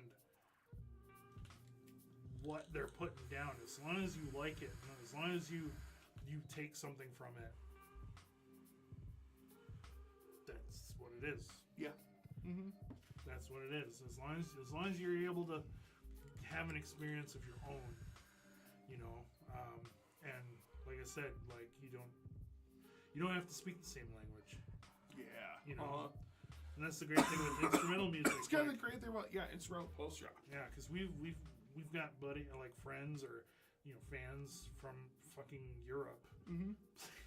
We've been played uh, on Europe radio once. Our homies, Which is from, crazy, Our yeah. homies from We Shine Every Night. Yeah, they're from Russia, Russia. and we've been buddies with them for a while. you Yeah, know? it's like sure they speak Russian, but they make fucking beautiful fucking music. Like holy shit. Like yeah, actually, yeah. I gotta link their shit in chat. If Yeah. anybody's still here watching, let me go to their Spotify. Yeah, we shine every night.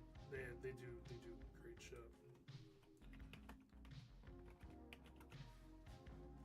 What? Here we go.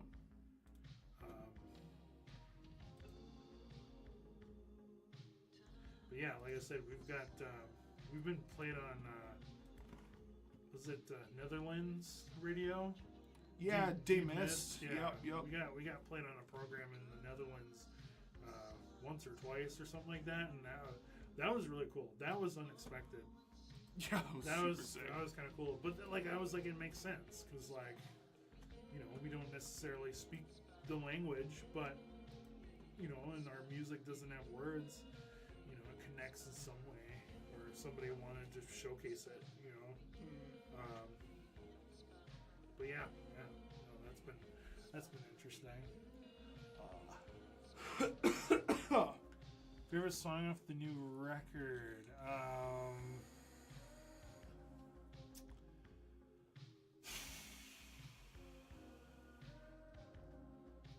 It's kind of hard. That is tough. There's a lot of good ones. I will say either In Solitude We Take Our Last Breath, or Life is a Wonderful Adventure. Yeah, that's a really good one too. Yeah, my two are In Solitude and Mirage. Those could change. That's kind of how my music tastes go. Mm-hmm. Like right now, if I had to choose, it would be those two. But next week, I could be in a completely different mood, and I'll tell you Serenity and Corners or something like that. Right. But yeah. but for sure, like the way I'm feeling, now or whatever, yeah. In Solitude and Life's a Wonderful Adventure. Those are probably my favorite ones. Yeah, like in Sig Break LOL, dude. Oh yeah. It's getting to that point. It's really getting to that point. It's almost 1:00. It's probably at that point. and somehow some of you guys have stuck around this long, which is crazy. Yeah, how the fuck we just jumped up if you were 5 people here? What y'all doing? Let's see here. But yeah, no, like favorite song off the record, like at one point all of those songs were one of our favorites at one point, and that's kind of why they're on the record. Yeah. Like throughout that process, I mean, I've had song ideas, and they just never were like that favorite idea that came to a whole What it song. was, yeah. All the songs off this record were like, yeah, I had a couple ideas, but like this one took off, and that one sounded good, so that's why it's kind of on there. So yeah, they're kind of all favorites, but it's kind of hard to pick a favorite child, Yeah. Yeah, I was kind of the same way. There was a few. There is technically a cut song from the record, just because we'd never had time to properly record it. Mm-hmm. It's very drony. There's no drums. There's no like solid guitar melody or anything like that. It's just sound. That got cut. Not because. Yeah, it was just because we didn't have the time to we were kind of running out of time. We wanted to wrap things up, and it just never came to fruition. Who knows? Maybe it'll wind up on another album or something like that. Right. But yeah, it was the main instrument was a tape machine. Yeah, it was super fucking awesome. It was super cool. But yeah, and then I had another couple song ideas that just didn't make the cut. They could mostly just because they didn't fit the vibe. Yeah. Like I had one that was kind of like it reminded me of childhood, like childhood and like the reflections of getting older and stuff like that. And it just wasn't the vibe that sure the album's kind of personal growthy a little bit, but I just felt like revisiting childhood really wasn't the play.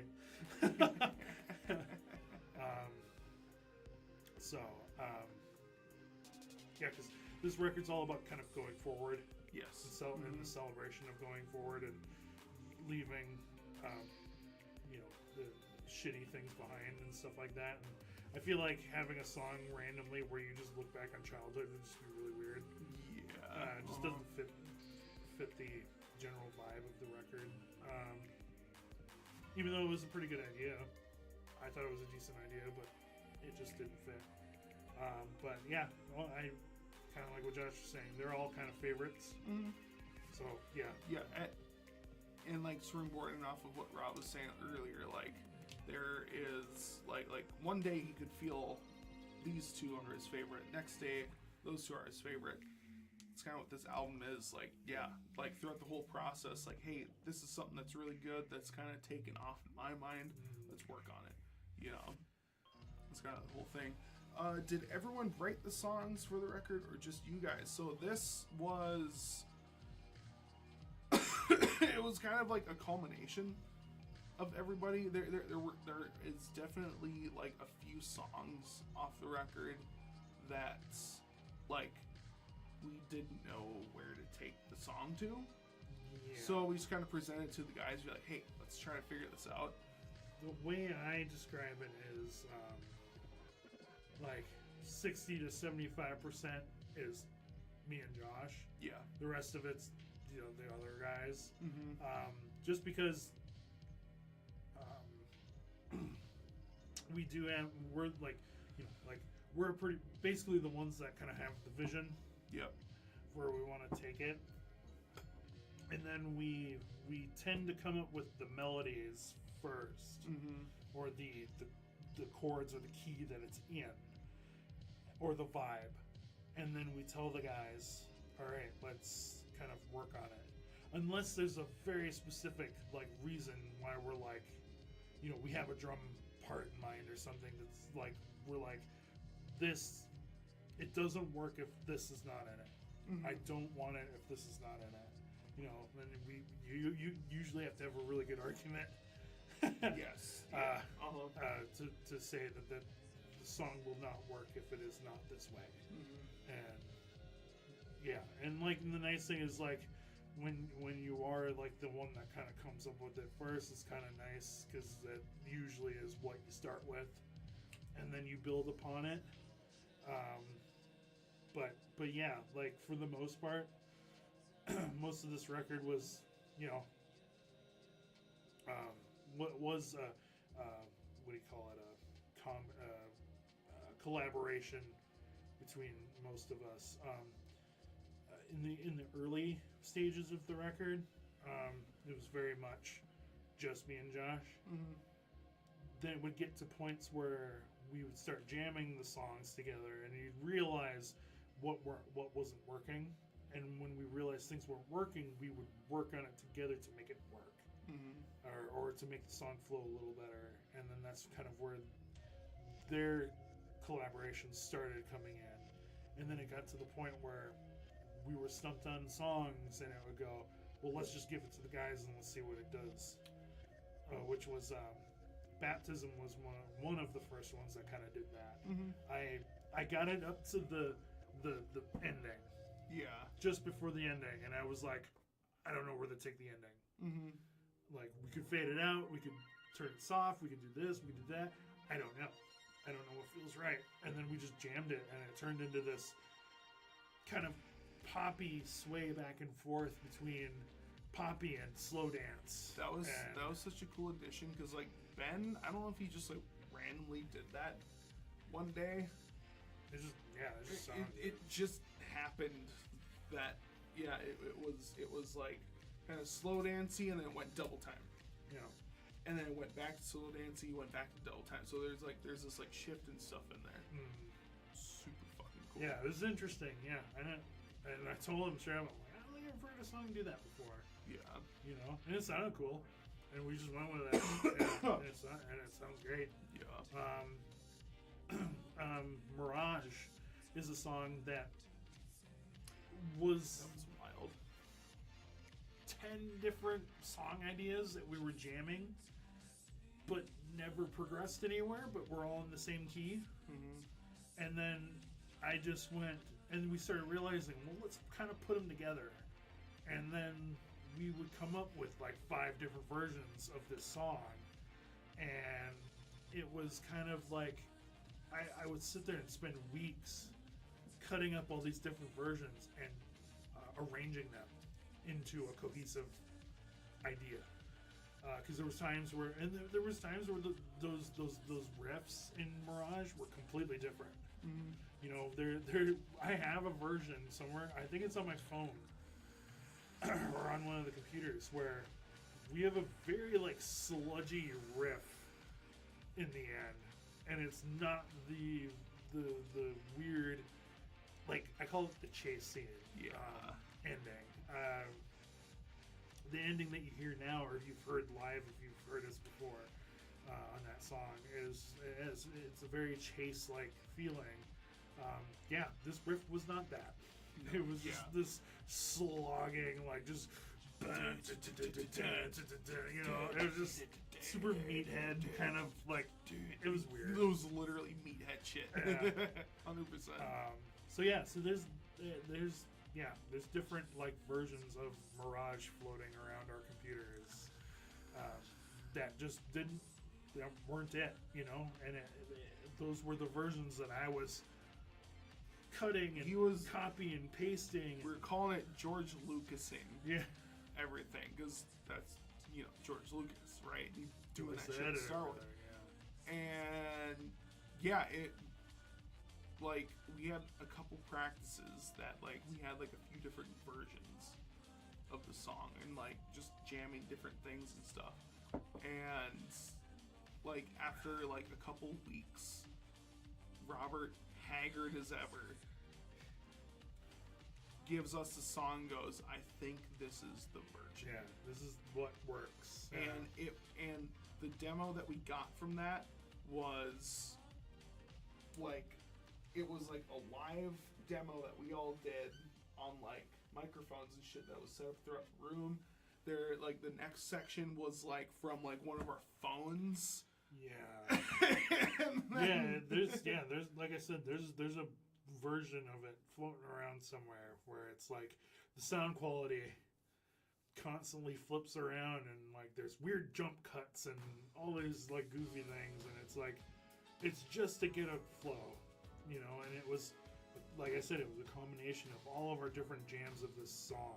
And Yeah. then I went, all right, nobody can agree on anything. Mhm. I'm gonna fucking just sit down and come up with something that in my brain works, and Hammer it out and then and it go just, with this. and then for some reason, just worked. Yeah.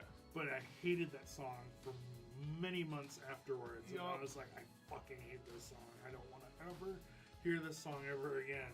Dude, But- it's so fun to play, and I would always go, yo, let's jam Garage, and Rob would go, and I'm like, dude, it's such a fun song to play. But yeah, nowadays I got a better appreciation for it. Yeah. Like it's a pretty good song. It's so fucking good.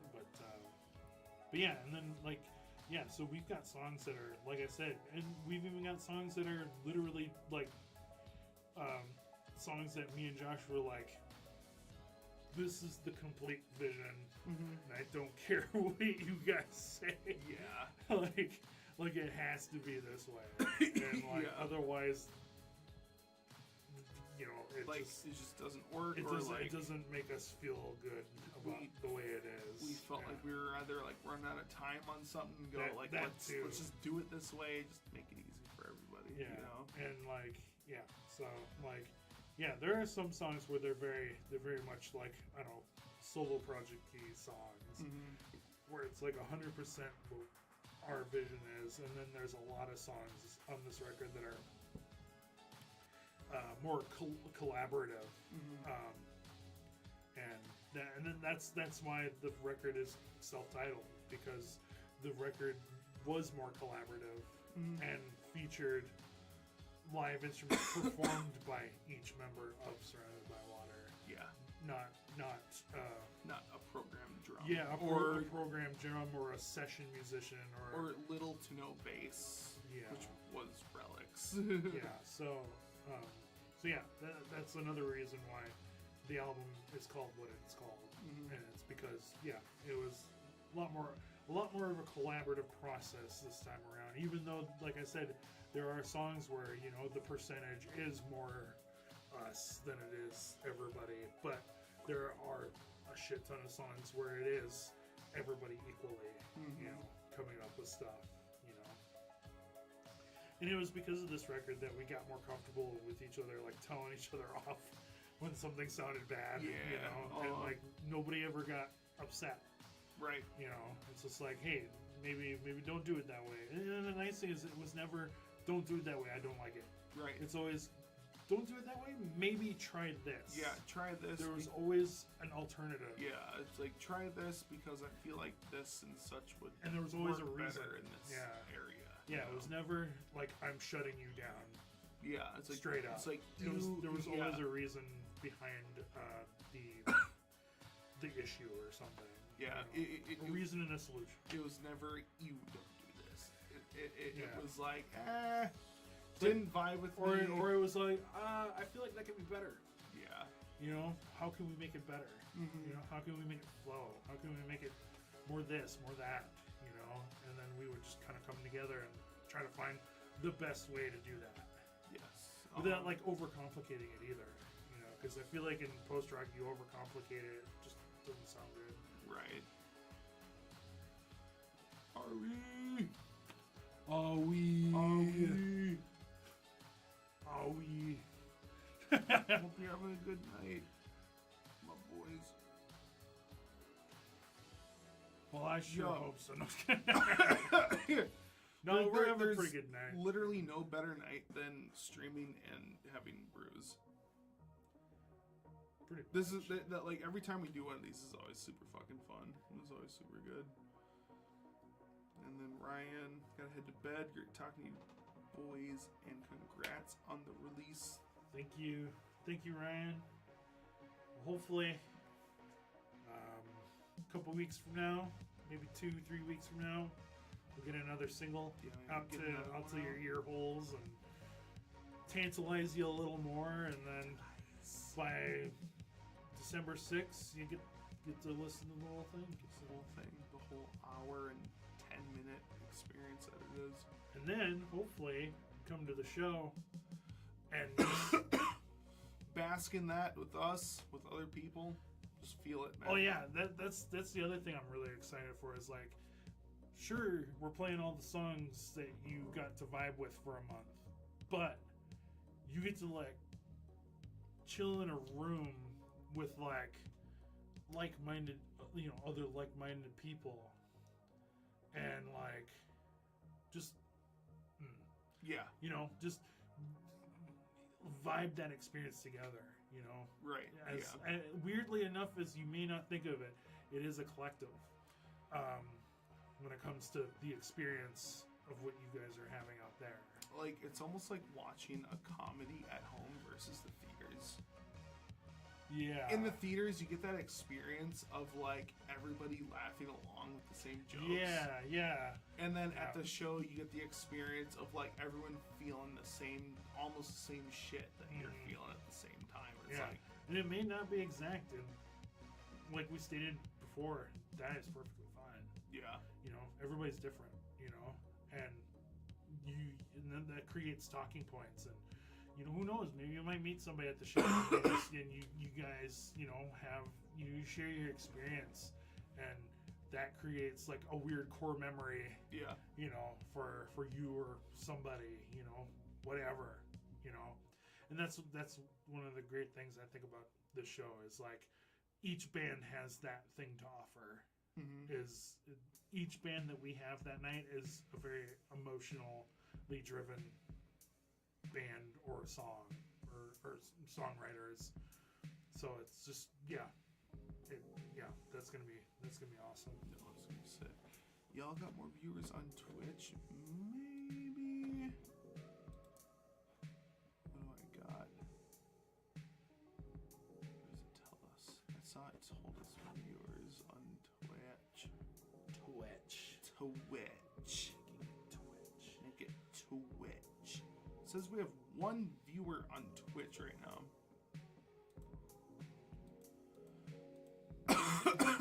I don't know, it's been fluctuating between like 3 and like 7 the whole night. And now we down to 2, which is I think one of me and maybe somebody else.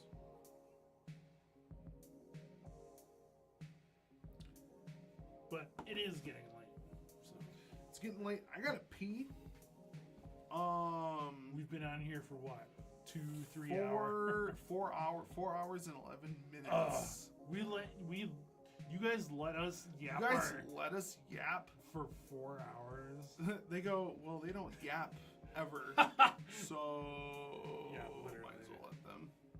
Literally. We've been yapping long enough. I gotta pee and get a cigarette in me. That is a fair assumption. Go pee. Go pee pee. Yeah. It's time to pee. It's time to pee. Thank you to people who have sat here and watched us and listened to us yap. And and most importantly, like, thank you to everybody who's like, especially since Friday, listen to the new single. Yeah. Have said really nice things to us over the last couple days. Like, The outpouring of support has been crazy. yeah, I never thought, that would happen. I just went, all right, well, let's announce something and see what happens. Yeah, people have been really fucking nice to us over the last couple days. It's made our week a lot better. And then and we just figured we'd if people wanted to hang out, and because we haven't done one of these in years, and I don't know, it weirdly felt right to just, sure, it was unplanned, impromptu, but very impromptu. it just felt right to do something like this and just field questions if people wanted, or just let people hang out. Yeah. And it feels pretty good to be able to release something, and just everybody seems to be enjoying themselves. Yeah. So It's been just wanted to thank everybody for, like I said, listening or sharing something, or even some of you crazy mothers have like purchased this single. Which is what the fuck? Some dude gave us $5 which is awesome for this. which is crazy awesome, like crazy. totally not expected. Like, we put it up there for free, and we were just like, if people want to pay for it, they can pay for it if they want to, but it's totally not necessary. And there's some of you guys paid for it, and that just blows our minds, and like Crazy. we thank you guys for doing that as well. And like, that's above and beyond what we expect out of anybody. Seriously. And like I said, sharing the record announcements, sharing the single, sharing the show announcements, buying tickets if you've already done that. They don't tell us what. Yeah, we can't see that. We can't see that, unfortunately. But if you've bought tickets already, like, thank you so much. And and then also thank you for letting us yap for 4 hours. Yeah. Which is bizarre. Crazy. Absolutely fucking crazy. It's past your bedtime. Go to bed. Pretty much. Proud of you guys. Can't wait for the release. Thank you so much. Yeah, it's a long time coming. Yeah, so. I can't wait. But on that note, I'm kind of tired, actually. I'm actually kind of tired. You need another beer in you and a cigarette. You'll be fine. just okay. Just wind up. Just sleeping down here. Keep this. Make it a surrounded by water sleep stream.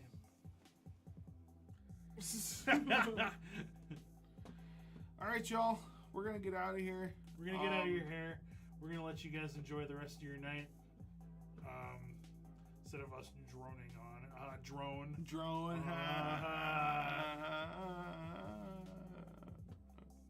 Post-rock dad jokes are funny. Not really. Okay, we're getting out of here. Bye. Goodbye.